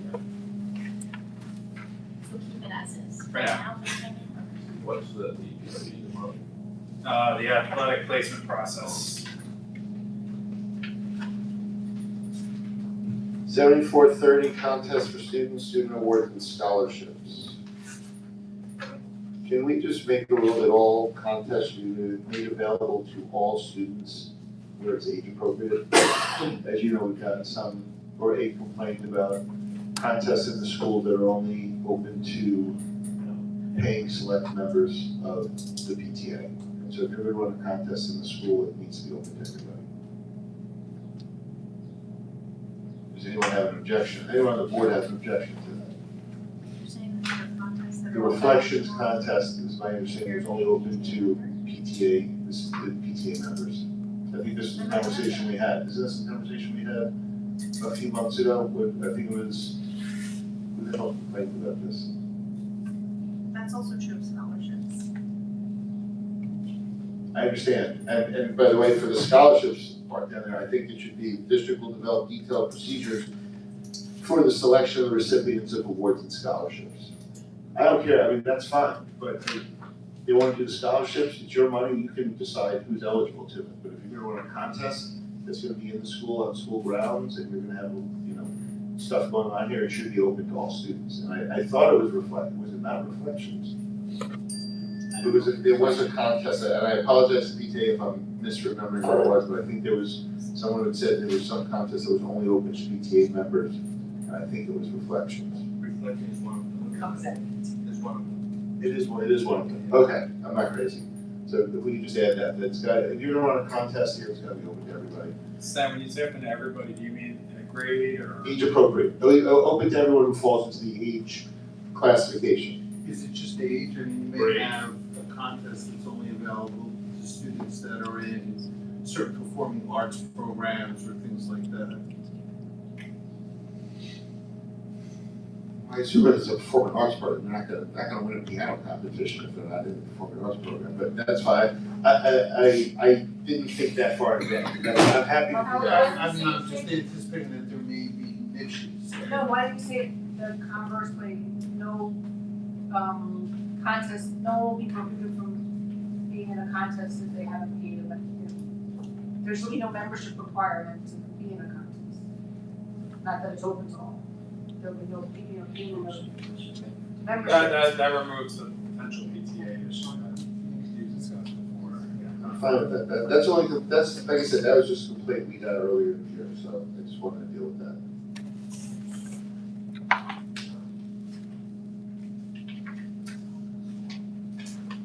What did you propose about student award and scholarships? Oh, hold on, I'll give it to you. The district will develop detailed, the district will, oh. Sorry, yes. The district will develop detailed procedures for the selection of the recipients of any awards and scholarships. Do you want to designate that to a specific person or no? No, it's just, I think, different ones. 7440, student voter registration and pre-registration, do we do this? You just gotta customize it to the district as to what you do. Yeah. So what do we do, people? Do we promote student voter registration and pre-registration? Do we collaborate with county boards? We can sue the social studies voter registration and that way. Mr. Goodstat can't hear that, so, good? We can sue the social studies.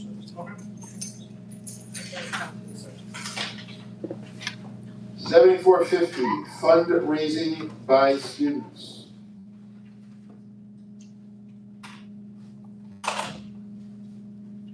Any problem with this, Mr. Dr. Kravitz?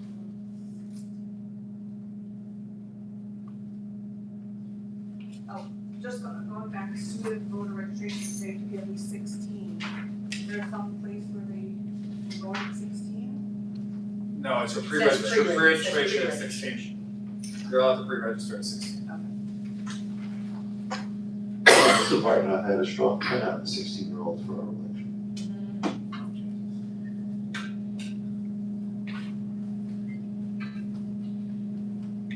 Okay, 7450, the third paragraph is weaky, but I guess we'll go with it. 7460, constitutionally protected prayer in public schools. Are we able to add something in here where it does not interfere with the education process, or this is just blanket law, can't do anything? There's specified times that people need to pray. Yeah. I don't think you can say that. Are we required to provide space for that prayer? It depends, yes. What about the whole thing, and I don't remember what, because like I said, I studied this a month ago, we're supposed to do this, the football coaches where they have their prayer at the middle, and I'm not picking on Coach Lowry, I'm just using that as an example, where coaches, football coaches are always, not here, in other schools, They're allowed, they're allowed to do that. this report case said they were. 7470, student government.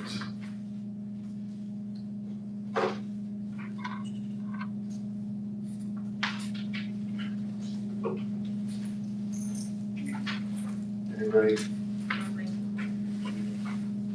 Oh, at the end, district will establish guidelines and procedures for the operation of student government. Where is that published or available?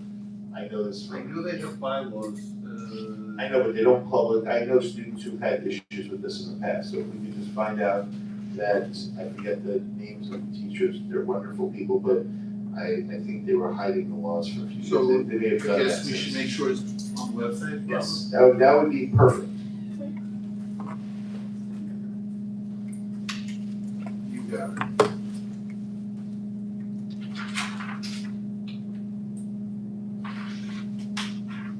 We'll save the public comments. Matt, 7510, school health services. There's nothing in here on mental health. This is, we address it somewhere else.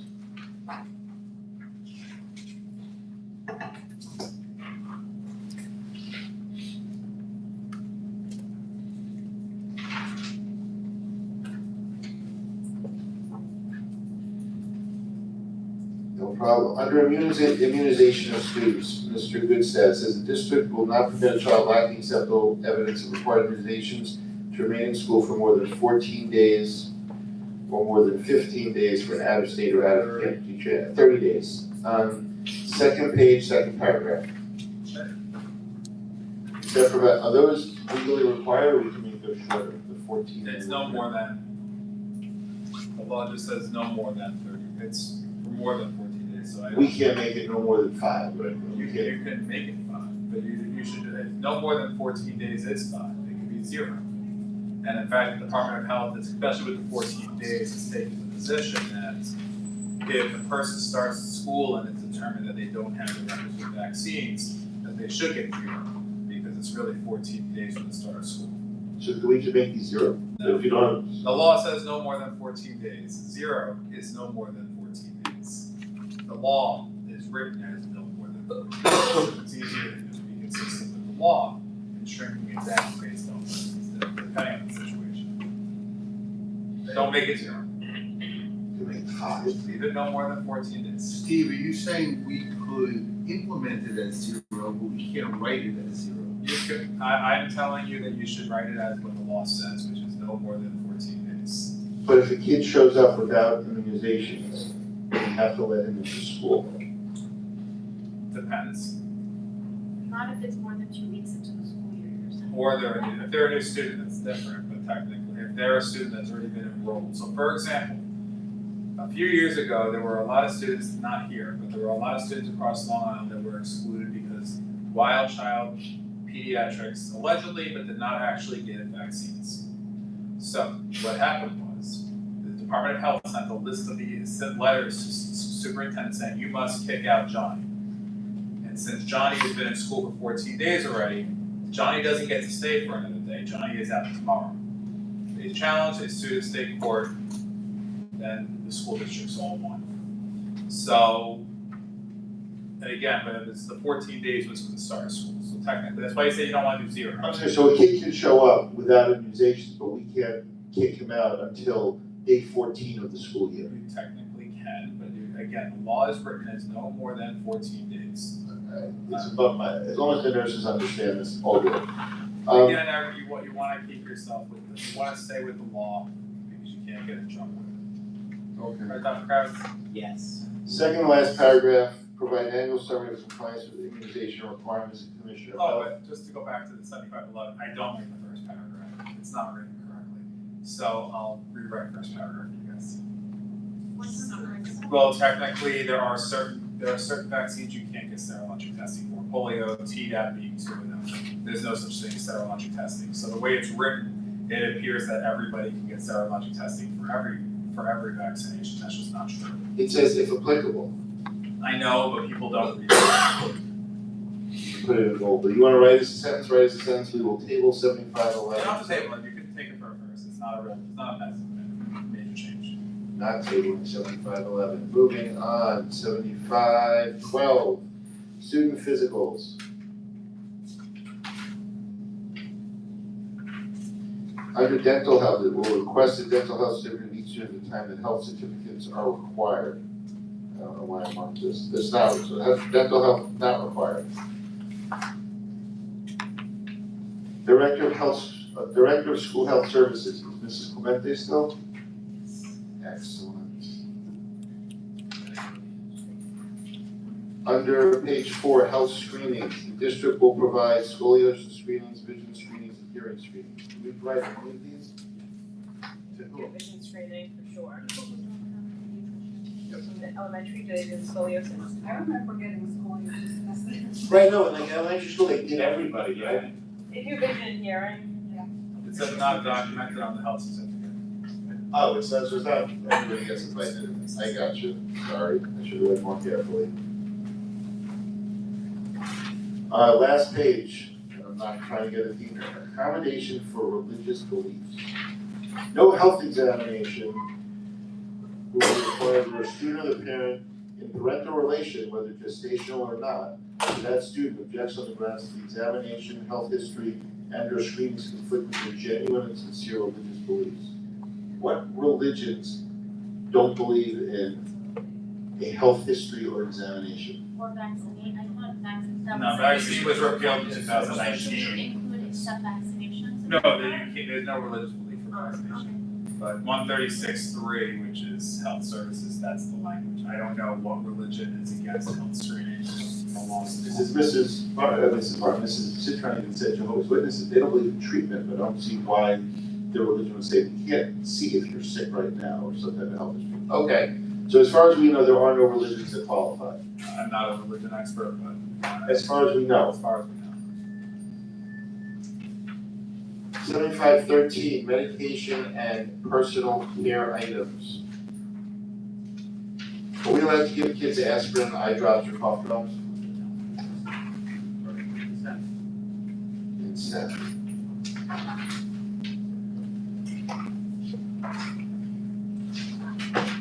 Under personal care items.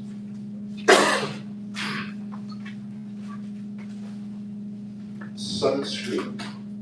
Where do I have this? They can't give sunscreen checks anymore. Yes. It's absolutely ridiculous. We can give our kids, our soccer players, skin cancer, but we can't give them a sunscreen before they go out and play.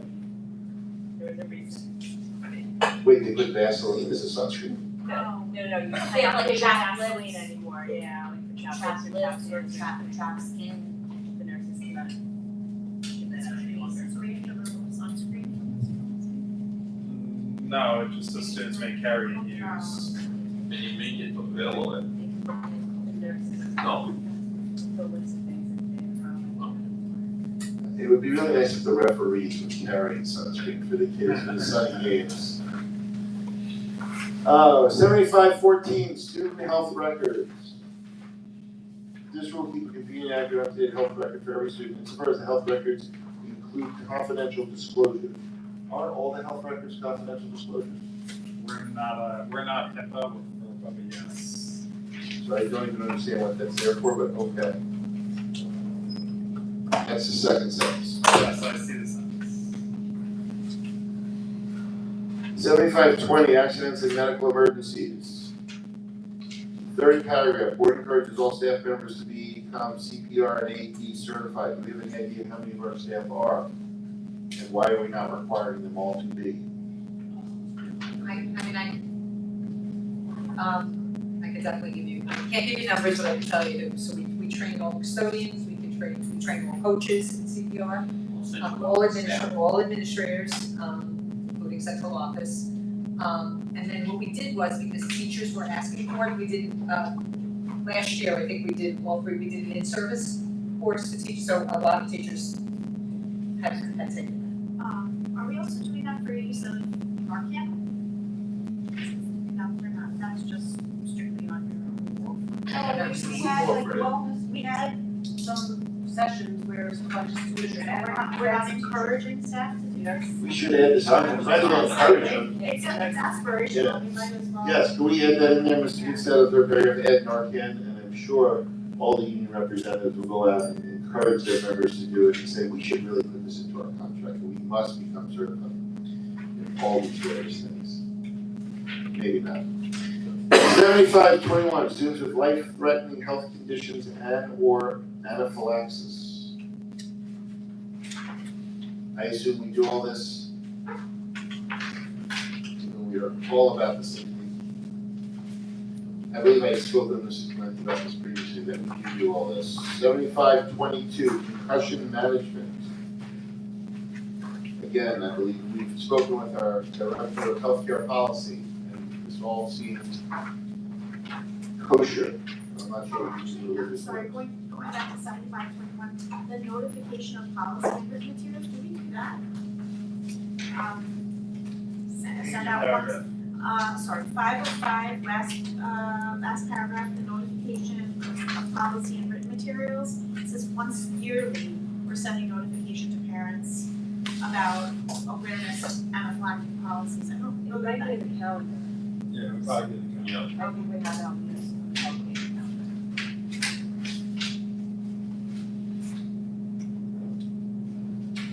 All set, Doctor? Yeah. 7522, concussion management. 7530, child abuse and maltreatment. Just read the first two sentences of the concussion management. Absolutely, sir. A concussion is a type of mild traumatic brain injury caused by a bump, blow, or jolt to the head or body that causes the head and brain to move rapidly back and forth.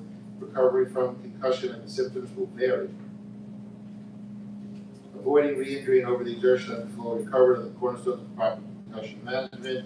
Concussions can impact the student's academic performance as well as their athletic pursuit. As such, the district supports the proper evaluation and management of concussion injuries. That is the first paragraph. So, I'll just say, in my referee association, I usually give a little speech at the beginning of the year, and I tell the referees that they don't know what a concussion is.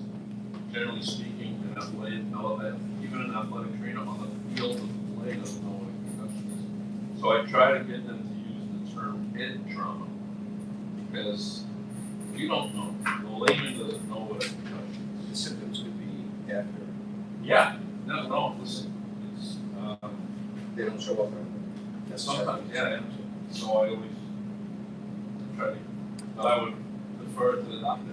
I think that's it. It's in my view. It's Yeah. a type of TBI. So I think that. The district's, you're not district's medical director, you're district's healthcare policy. Who's our district's medical director? Dr. Shapiro, And right? I'm sorry, Dr. Marino. Dr. Marino? Or district physician. From outside. So, great, sure. Steve. Back to 7530, child abuse and maltreatment. These regulations are developed and they're disseminated by the administration, correct? We have ongoing training programs. Fabulous.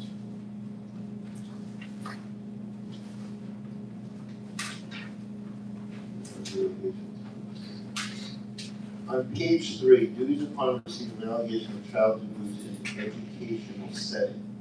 Do we do any type of instruction to our faculty about the importance of this? There is a GCN video on, child. In an educational setting. Yes. Perfect. And then under that, there's also, it talks about a form. Where is this form? Online, On our website or no, on? it's on state ed website. For the child abuse educational setting, yes. Okay. So we put in here at the end where it says it's written for us to include a form prescribed by the Commissioner of Education. Can you put the website page in there? Sure. No, not on our website. No, they're gonna put the website for the state ed. Who knows if they update their website? No, it's there, I checked recently. Cool. Just under, where it's defining child abuse, I don't see anything about, emotional or psychological abuse or neglect. Where are you defining It's child? defined under, page, Oh, on page, yeah, I got it, 206, yeah. where it talks under about definitions. child abuse in educational setting. Yeah. Because That's a good job. Because that's a good question, that's not how it's defined from educational I guess setting. it is. Yeah. Emotional. No, I agree, but this is, if you read the chart, it says means any of the following acts committed in an educational setting. That would, under Article 23B, which is child abuse in educational setting, it's very specific, we can't go beyond that.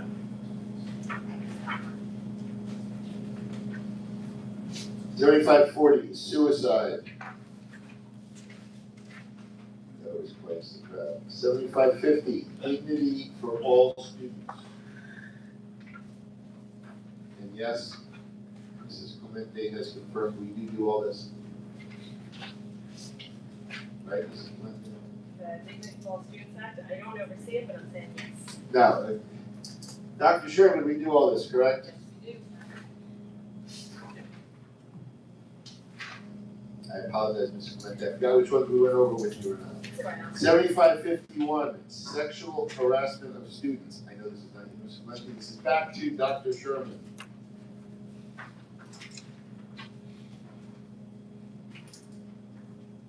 Something in here about two things that I just want to make sure everyone, petty slights or trivial inconveniences generally do not constitute harassing conduct.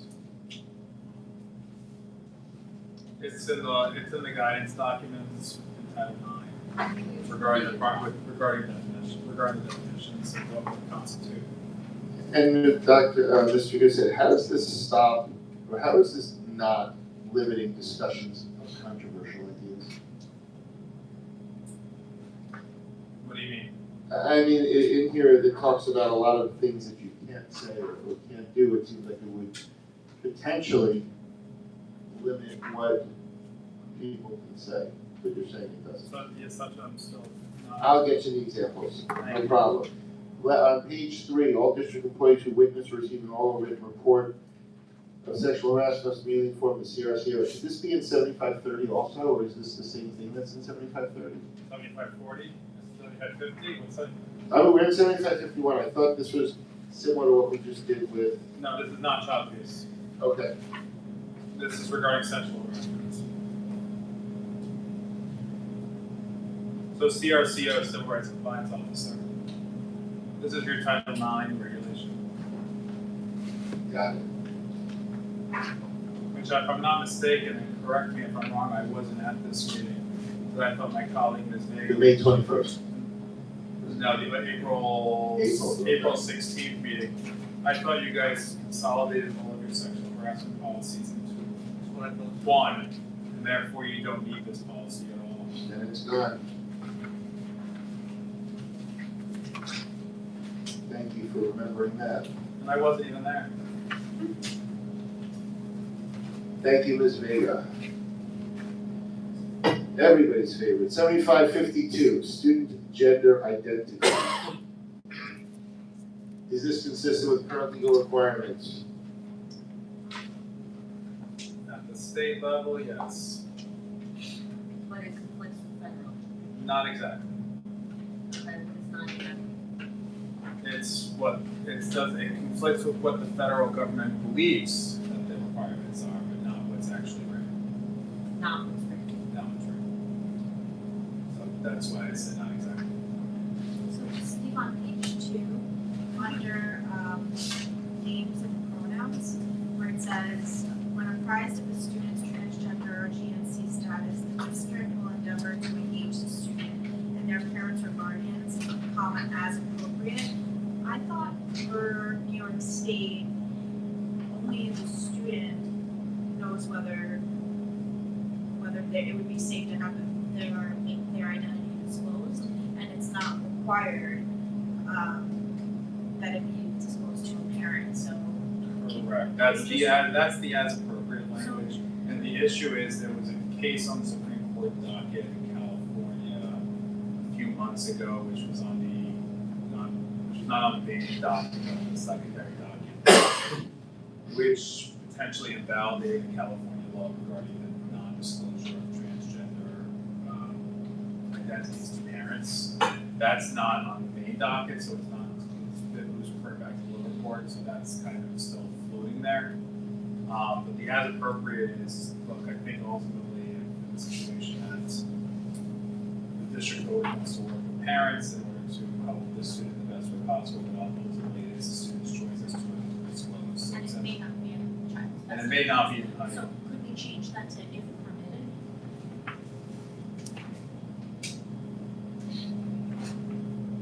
If everyone's okay with that, that's. If permitted by who? By the child. It's not legally required that a parent be involved in that. In fact, it's really at the discretion of the child in New York State. I mean, obviously that might be subject to change based on the Supreme Court, but at this moment in time, yes. We don't want to do anything in violation of that child's trust or there's.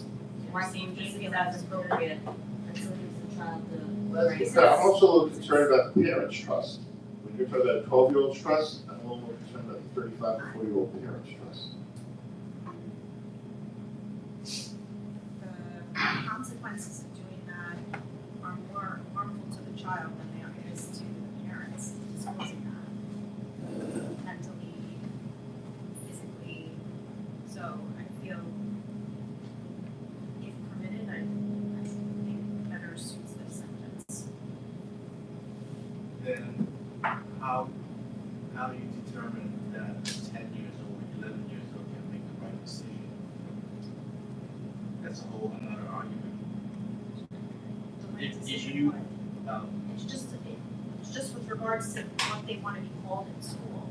I understand that, but then at the same time, you're giving the child to freely determine what they want to be part of school. There's another decision that are you going to give them that as well? Not just based on sex, but I'm talking about like in general. Like, you know, they're minors, they're still learning new things. Just because they're learning from an adult that they you can look out whatever, that doesn't mean they understand what it really means to them. So I think it should be a decision between the student and the parent, rather than the student. I understand that that's what you think, but that's not what New York State requires. So I think we should just leave it as appropriate, Considering considering. point across, then it's really just if that's okay with the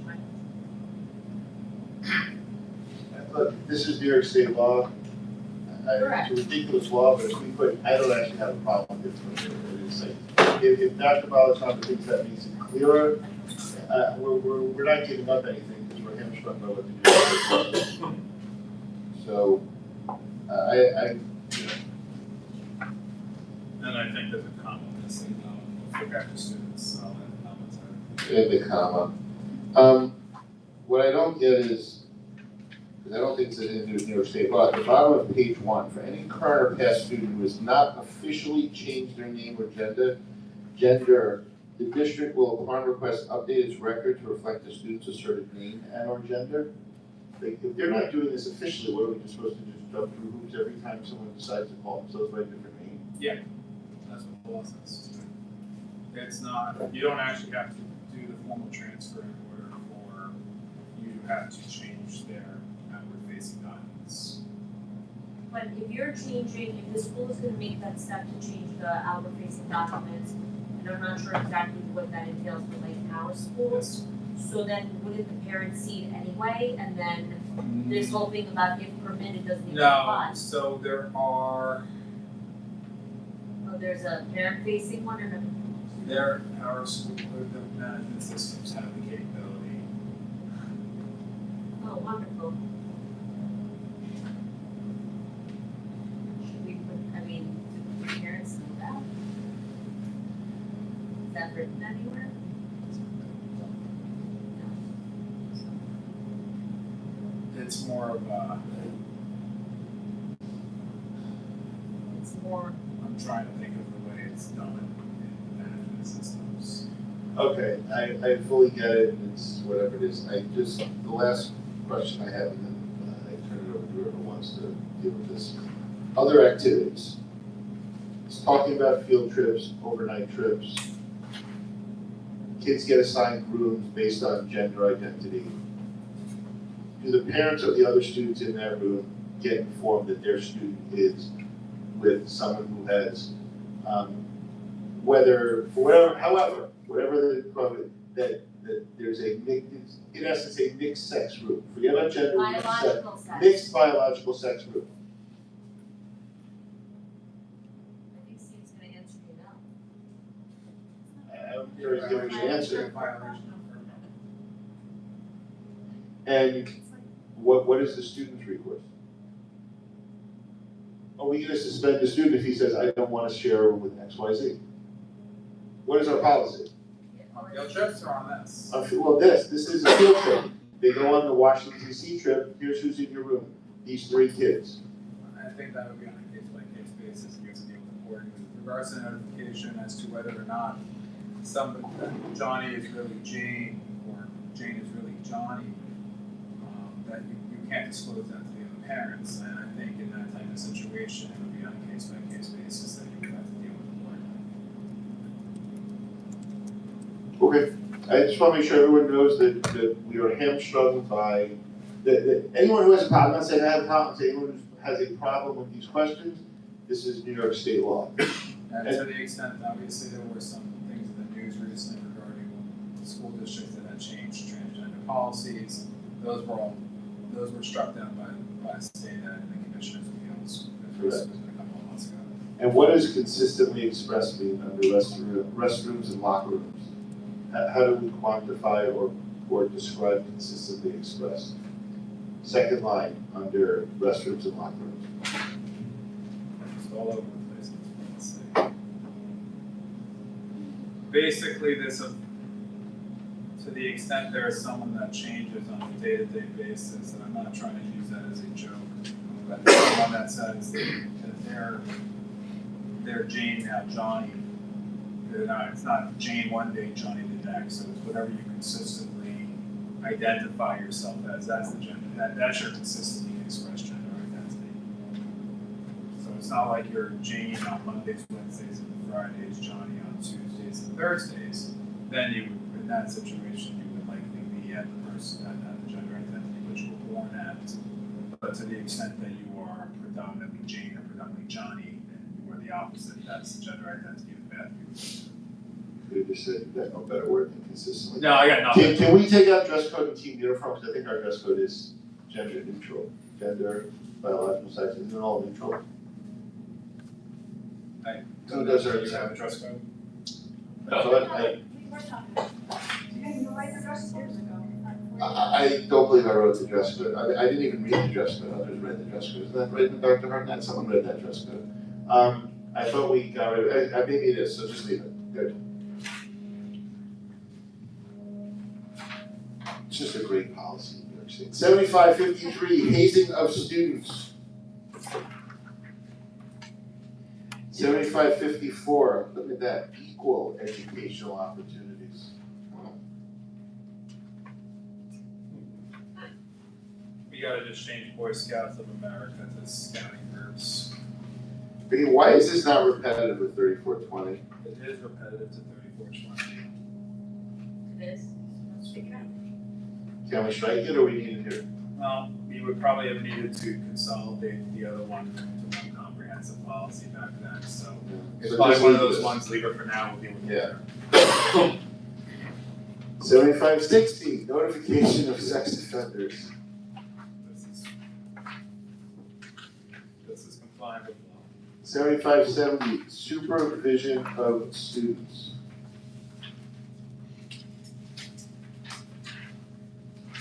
Question, on part B, coaches will maintain supervision over the dressing or locker room by being present during dressing periods. How do male coaches are present in female locker rooms and vice versa? She's having a hard time. I can't answer that one. I mean, I know, but wait, hold on. No, I- No, this has nothing to do with gender identity. No, I know that. Okay, I'm just saying, I can't answer that one, because I don't know the answer to that one. Well, does it automatically mean that you're physically present inside the space?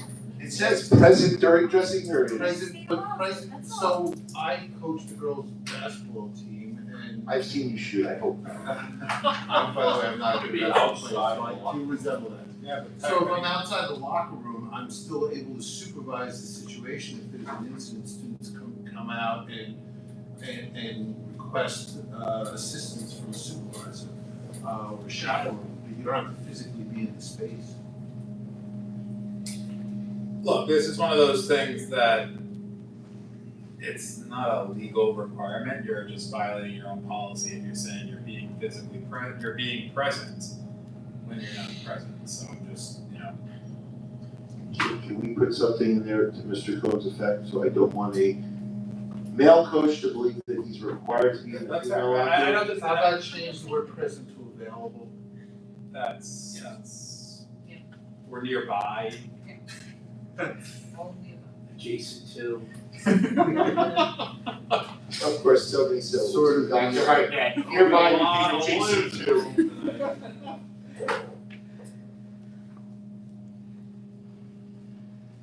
$75.80, safe public school choice. I assume this is law. Yes. Should we just tailor it to our district, because we only have one middle school, so where it says in the first paragraph that a student should be allowed to attend the safe public school within the district? Yeah, that's fine, and again, this is technically schools that are actually designated as dangerous public elementary or secondary school. You don't have any, but you are required to have this policy. So should we just, what do we do in that situation if our school is deemed safe, not safe? We don't have anything other than one middle school. They probably wouldn't designate it as that, regardless of the fact that it's We've law, got but much bigger problems if we start having schools designated unsafe. Right. Excellent. Thank you. 75. I'm sorry, we are in the 76s. 7610. Here we get into Mrs. Clemente. Thank you for staying with us, Mrs. Clemente. Special Education District Plan. 7611. Children with Disabilities. just note there's customization here. Got the one star up at There's a star on page 1, there's a star on page 2. We talked about these, right, Ms. Clemente? You were gonna, can you give Mr. Good Chat your customized language? Yes.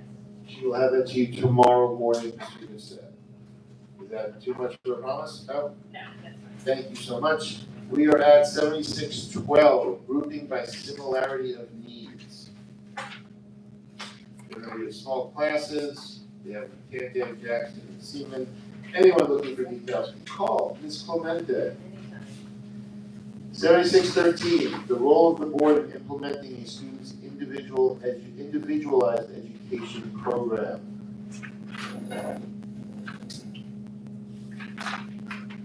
This walks through the process of how we're doing things. Again, separate conversation with Ms. Clemente. I am comfortable with it. We were doing all this, and we have it all set up. 7614, preschool special education program for 3 and 4-year-olds. 7615, least restrictive environment. Again, this is all PPS, law and practice, all of which we do. 7616, preferential intervention strategies. Read that again. Referral. Preferential, I'm sorry. I knew it didn't sound right. Pre-referral intervention strategies. The preferential intervention strategies are a separate meeting. What'd you say? Penny regulation?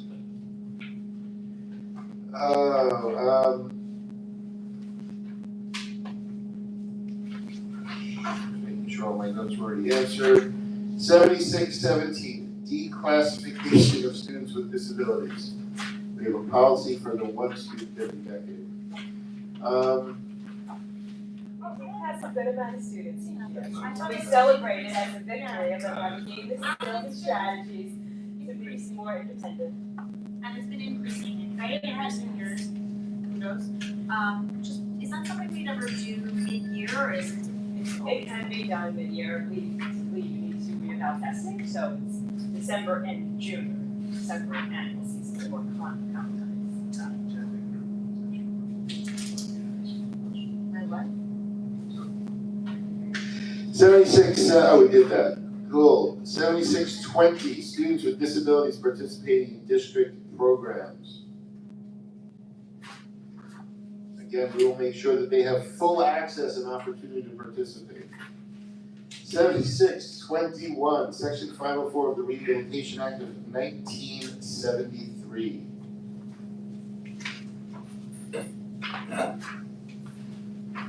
Anyone? 7630, Committee on Special Education, Committee on Preschool Special Education. Still all good, right, Ms. Clemente? Yep. 7640, Student Individualized Education Program, Development and Provision. Uh,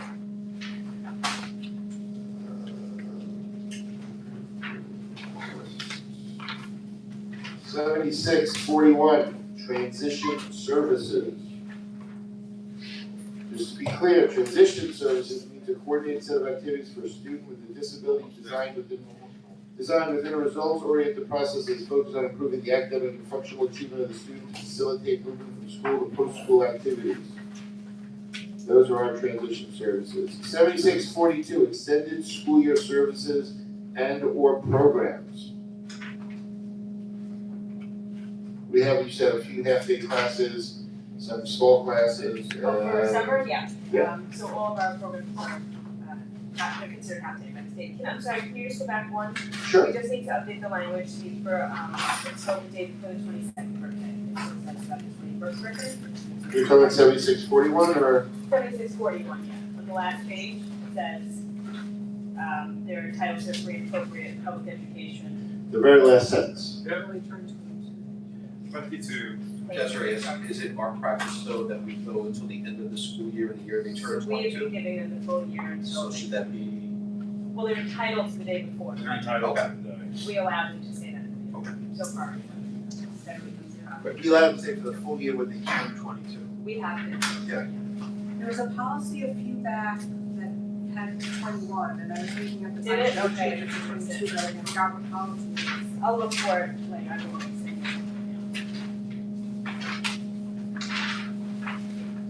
7650. I'll find out what I made the change.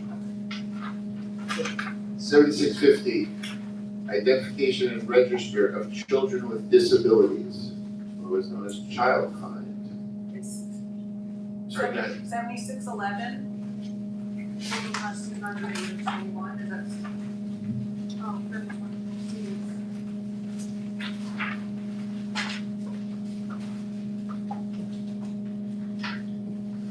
Technically, the definition of child, the children with disabilities is a child with disability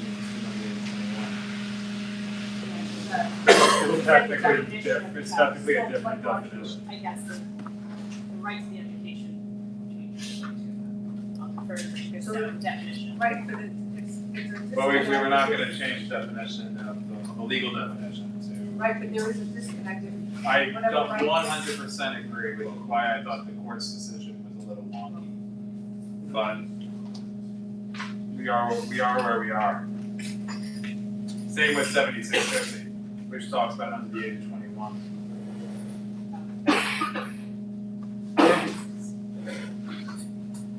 Settled? That's good. 7650, identification for individuals with disabilities, we talked.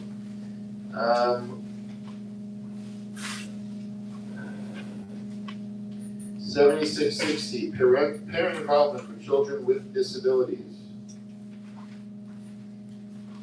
Just want to make sure we're right here. The board recognizes the right of the parent or guardian to be fully informed of all information relative to the identification or change in identification, evaluation, and educational placement of a child with disability.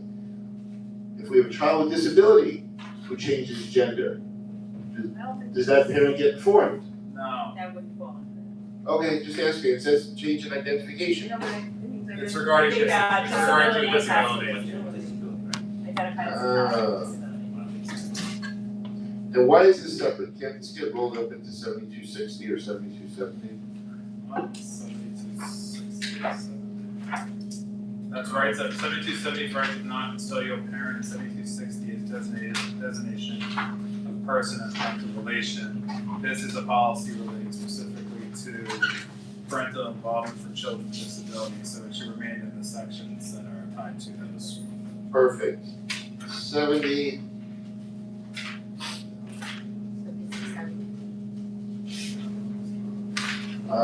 What was 76? 70. Due process complaint selection and board appointment of court hearing officers. Yeah, I was just gonna ask who's our hearing officer?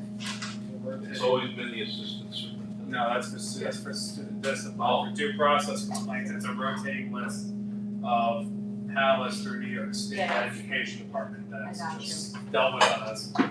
Alphabetical order, you just work your way down the list. Sorry, alright. It's okay. But yes, it is, it's just for student discipline hearings, it is the assistant superintendent. The shine comes off. It's almost 9. 7680, independent educational evaluations. And finally, 7690, special education mediation. That concludes the 7,000s. Now, hopefully, the next, so I can win money from Dr. Kravitz. Joking. We will take 9 minutes. We go past 9:30. No. So do I have an acceptance of the first reading of the policies in 7,000, except for 7110, 7130, 7131, 7132, 7133, and 7212? And 7140. Yeah, we're removing 7140, so you don't need to. Oh, we're moving it, sorry. Thank you, Mrs. Bartnoff. And 7140. Can I? Motion. No, we have the motion already. Oh, Oh, do I need to take a new motion? I take the new You motion. take a motion. So yes, we're tabling those 1, 2, 3, 4, 5, 6 policies and removing 7140. Do I have a motion? motion. Thank you, Ms. Varnoff, second. Thank you, Mr. Jin. All in favor? I'd like to. Oh wait, it's also, I apologize, also 7551. Is removed? Yeah. Let's do it again. Motion, be resolved, the board accept first reading of all policies in the 7,000 sections, except for 7110, 7130, 7131, 7132, 7133, and 7212, which are going to be tabled, and the removal of 7140 and 7515. 51. So 7551. 7551. Do I have a motion? Thank you, Dr. Valentine, second. Thank you, Mr. Jin. All in favor? I wanna vote Vote. no on one policy, Oh, which one do you want to break out? the one about the graduation ceremony, Okay, do you know what number it is? 7221. 7221. Alrighty, so we're gonna do this one more time. Be resolved, the board accept a first reading of all policies in the 7,000 section, except for 7110, 7130, 7131, 7132, 7133, and 7212, all of which we are looking to table. We are trying to remove 7140 and 7551, and we are not voting at this time to accept the reading on 7221, which we're breaking out for a separate vote. Do I have a motion? Motion. Thank you, Ms. Varno. Second, Mr. Jin is still there, it's reliable number 2. All in favor of what I just said? Aye. Oh, wait, no, Dr. Valentine is waiting. Oh, she's in? Everybody's in, 5-0. Now, be it resolved that the Board of Education accept a first reading on policy 7221 as amended. Do I have a motion? That's the, which one is That is the one about walking graduation, where we said if they're gonna graduate, if they're gonna fulfill, if we expect them to fulfill the requirements open summer before the start of the new school year, that? As, they that's can the, do it. as amended? Yes. Yes. Question? Were there, non-assessed? Alternative, yes, I apologize. Those are the two changes we were talking about. Do I have a motion? Thank you, Ms. Varnoff. Second, thank you, Mr. Jin. All in favor? All against? 1 abstentions. Perfect. One Yeah. against or one? 1 against. One against. 1 against. 4 in favor, 1 against. We go to, we're done with that. We got 4, What was the other one that we're taking out? 7140. and 7551. Just so we can move on and keep our agenda for Thursday night short, let us go back to the one open policy that I think we have is 3430, formerly DPI, now opportunity for all. Based on our last meeting, So the ones, we eliminated a couple, but we're also tabling some, is that a recent? yeah, we tabled We're tabling it to Thursday. till Thursday, because we just have to get some language from Mrs. Clementi, So that's we all need part to of work the on same- the There's language right now. no language from Ms. Clementi. There was one, wasn't there? It's the attendance and residency. And RTI, I know, but you said, a motion, excuse me, all of these except and Right. 2 of them were not even. 2 of them are being eliminated, the 2 being eliminated are 7140 and 7551. And the rest is We're tabled. tabled. No, he did the table and the removal, and then he did the approval of all the other ones minus, and then they did the approval of the one that was. Gotcha. If I didn't do it, You're right. I got it. okay. Because I screwed that up. No, you got it. And what are we doing in 7220? Oh, that was when we separated out. Yes. Okay. So we now have a few policies on the board for Thursday, so let's see if we can get one additional one. The only other policy that I'm familiar with is 3430, former DEI, now called hopefully Opportunity for All. Be resolved, the board accept another first reading of 3430. We accepted the first reading already of it, so I'd like to accept another first reading of 3430. We made some changes, hopefully to make some people happy or less happy, I don't know. It's not a second reading. No, it's still a first reading, because we're gonna do a second reading all together at the same time. Do you have what I have to that? I have everything you need. Wait, but Sam, all you're changing is that first that terminology, that's it. That's all we're discussing, I'm not changing anything, we're discussing it, yes. Added something to it, or you were thinking of adding. No, the 2 open questions had to do with, people didn't like equal access, so we were gonna discuss that. I'd like, in 1 second, as soon as I have the motion, we will tell you what I suggest. Do I have a, be resolved, the board accept, first reading of 3430 as amended, do I have a motion? Ms. Martin, a motion? Motion, second, Mr. Jin. Now, discussion, yes, Dr. Balachandra. To make it, we were gonna change it to the district must ensure that all students have full and equal access. Again, full and equal access is used consistently throughout sports in our policy manual and through our special ed.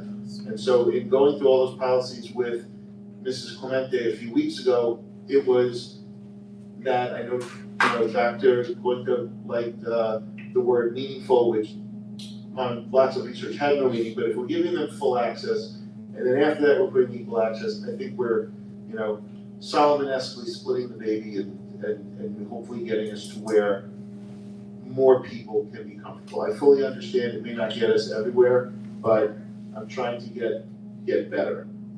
So, I don't know if Mr. Jin, Mrs. Citron, or Mrs. Varnoff have any, I know they were happy with equal, so. I'm trying to add full, hopefully they'll be happy with that, if not, we'll be stuck with the equal. Anybody have any comments? I said a word of that word. Yes, sir. I just wanted to ask a quick question. Did the language that you amended maintain, in other words, the You were kind enough to take some suggestions in the last time. That Everything, maintain itself. everything that was there, I do not believe, I went back and watched it, and there was nothing else there was nothing added, like the policy that you You have added a seen. few bullet points in the Prior, beforehand, before that. but nothing's No, no. removed since then. Of course, if you wanna see it, I have No, it here. just wanted- But yes, no, the Because that's policies the that you question, were just wanted to make comfortable with, sure. Yeah. yes, the policy that you've seen, nothing else has changed. The only two issues, there were two issues. There were that concerns about other language that people would raise, but you didn't change anything that's all. There's nothing changed. Everybody was really focused on this equal access.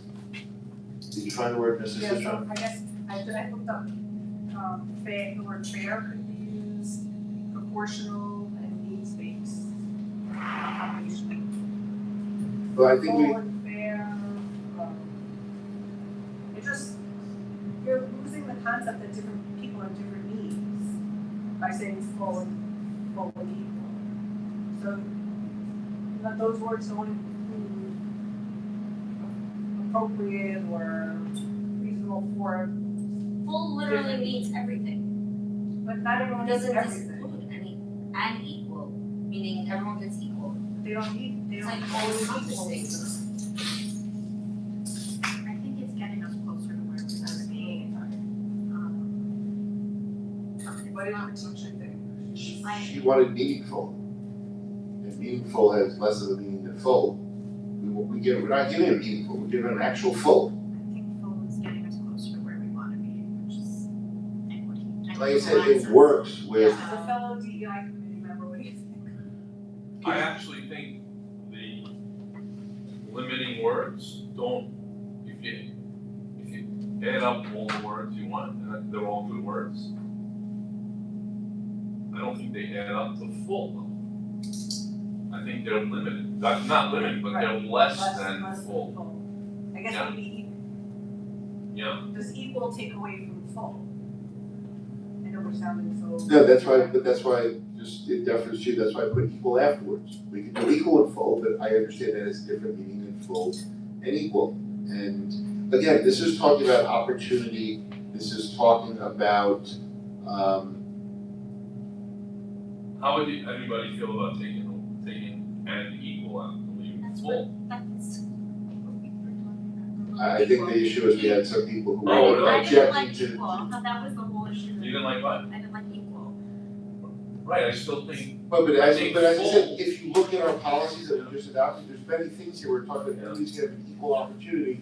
That's why every time you saw Dr. Kravitz giggling was because I was reading to him, here we have equal opportunity for sports, we have equal opportunity for, some of our PPS policies. So it's like, suddenly everybody has a problem with equal when what we're talking about here is, look, the bottom line is, this is all, New York City's mayor's fault, where he's got like policies of racial equity. He's like, oh, we're gonna base it all on identity. We're explicitly saying here, we're not basing this on identity. We're basing this on what people expect and need. And that's basically it. That's what this policy was about. It wasn't about all this stuff. It was about diversity, equity, and inclusion initially. And so for everyone to bring in all this stuff about equal, I understand what you're saying, but at the end of the day, this was meant as a background type of thing, and everybody's gonna get full access, and everybody's gonna have an equal opportunity to succeed. But they're gonna have full access and equal opportunity. I understand where people wanna get to, and that's why I put the word full in there, and I fully Can you just understand. read whatever sentence that full. The district must ensure that all students have full and equal access to educational opportunities, regardless of their sex, race, color, ethnicity, nationality, religion, socioeconomic status, retinal status, education, marital status, language, age, gender expression, gender identity, sexual orientation, mental or physical ability, genetic information, or learning style. So it's like, I'm trying to get it where we can get, so there was a movement to add equal. no, it was equal initially. The movement now is to add the full before the equal. Oh. And again, there's a bunch of policies in here that have full and equal. It wasn't like I came up with this, and I understand the concern, but the problem I have is giving people full access is now someone can say, well, you're giving this person, some preference based on some ridiculous claim. And I think equal needs to be in there also. And again, this isn't a problem for us right now. If it becomes a problem for us, I'm sure the board will take it up. But I just don't see it. But again, I'm one of 5. People can shoot it down and go back to equal. People can shoot it down and go to full. People can shoot it down and go to fair-minded or appropriate. It's just, as you said, it's not a problem in the district, we don't not give people what they need, but it's the message that we're sending to the community by not addressing it. We're literally giving the community, saying we're giving full access to all students. I don't know how much further you can go. I think it's a really strong word. You can't give anyone more than. Yeah, you can't give anyone more than full. I agree with that. Apparently you can't. I don't know. No, but Fuller. full, no, but Fuller. is Fullest. full alone better than full and equal? I think that there are other issues, and I bring it back to what people might be interpreting this policy as. And I want people to understand that regardless of what may go on in other places, this place is not about identity. We're not, you're getting your opportunity and you get the chance to make the most of it. And I think it's an important message where people are not thinking that we're playing into the identity politics, the identity type of process. That's my view on it, because full is really just like, we're giving you everything you need and that's it. But it's not like somebody's getting an unfair advantage, which is one of the concerns that. What if you put and full in parentheses? What? Put and full in parentheses. I mean, wait, and equal or and? Unequal. What is that? I don't think that changes it. Alright, I think I'm I think it's off, but yeah, okay. Like I said, in 5 seconds, we can find out if we have it or we don't have it. If we don't have it, we'll just leave it the first read as it was. All in favor of full and equal access? Wait, you said there was something else you wanted to change, you said there were 2 things, no? No, the other thing that we had talked about, the only other thing that we talked about was whether or not we were going to add the superintendent's option of putting in a committee. The problem with that is the superintendent has the option to put in a committee for anything. And so to say that he has the right here is by definition saying he may not have the right in other places. So those are the 2 issues that were left open at the last meeting. It was what we were gonna do with the word equal, and what we're gonna put in here, the superintendent at his discretion may create a committee, but as Mr. Goodstad or Ms. Hagan, I don't remember who was at the meeting, confirmed, superintendent create a committee whatever he wants. I don't want him to feel pressure to, I don't want him to feel pressure not to. He does whatever he wants.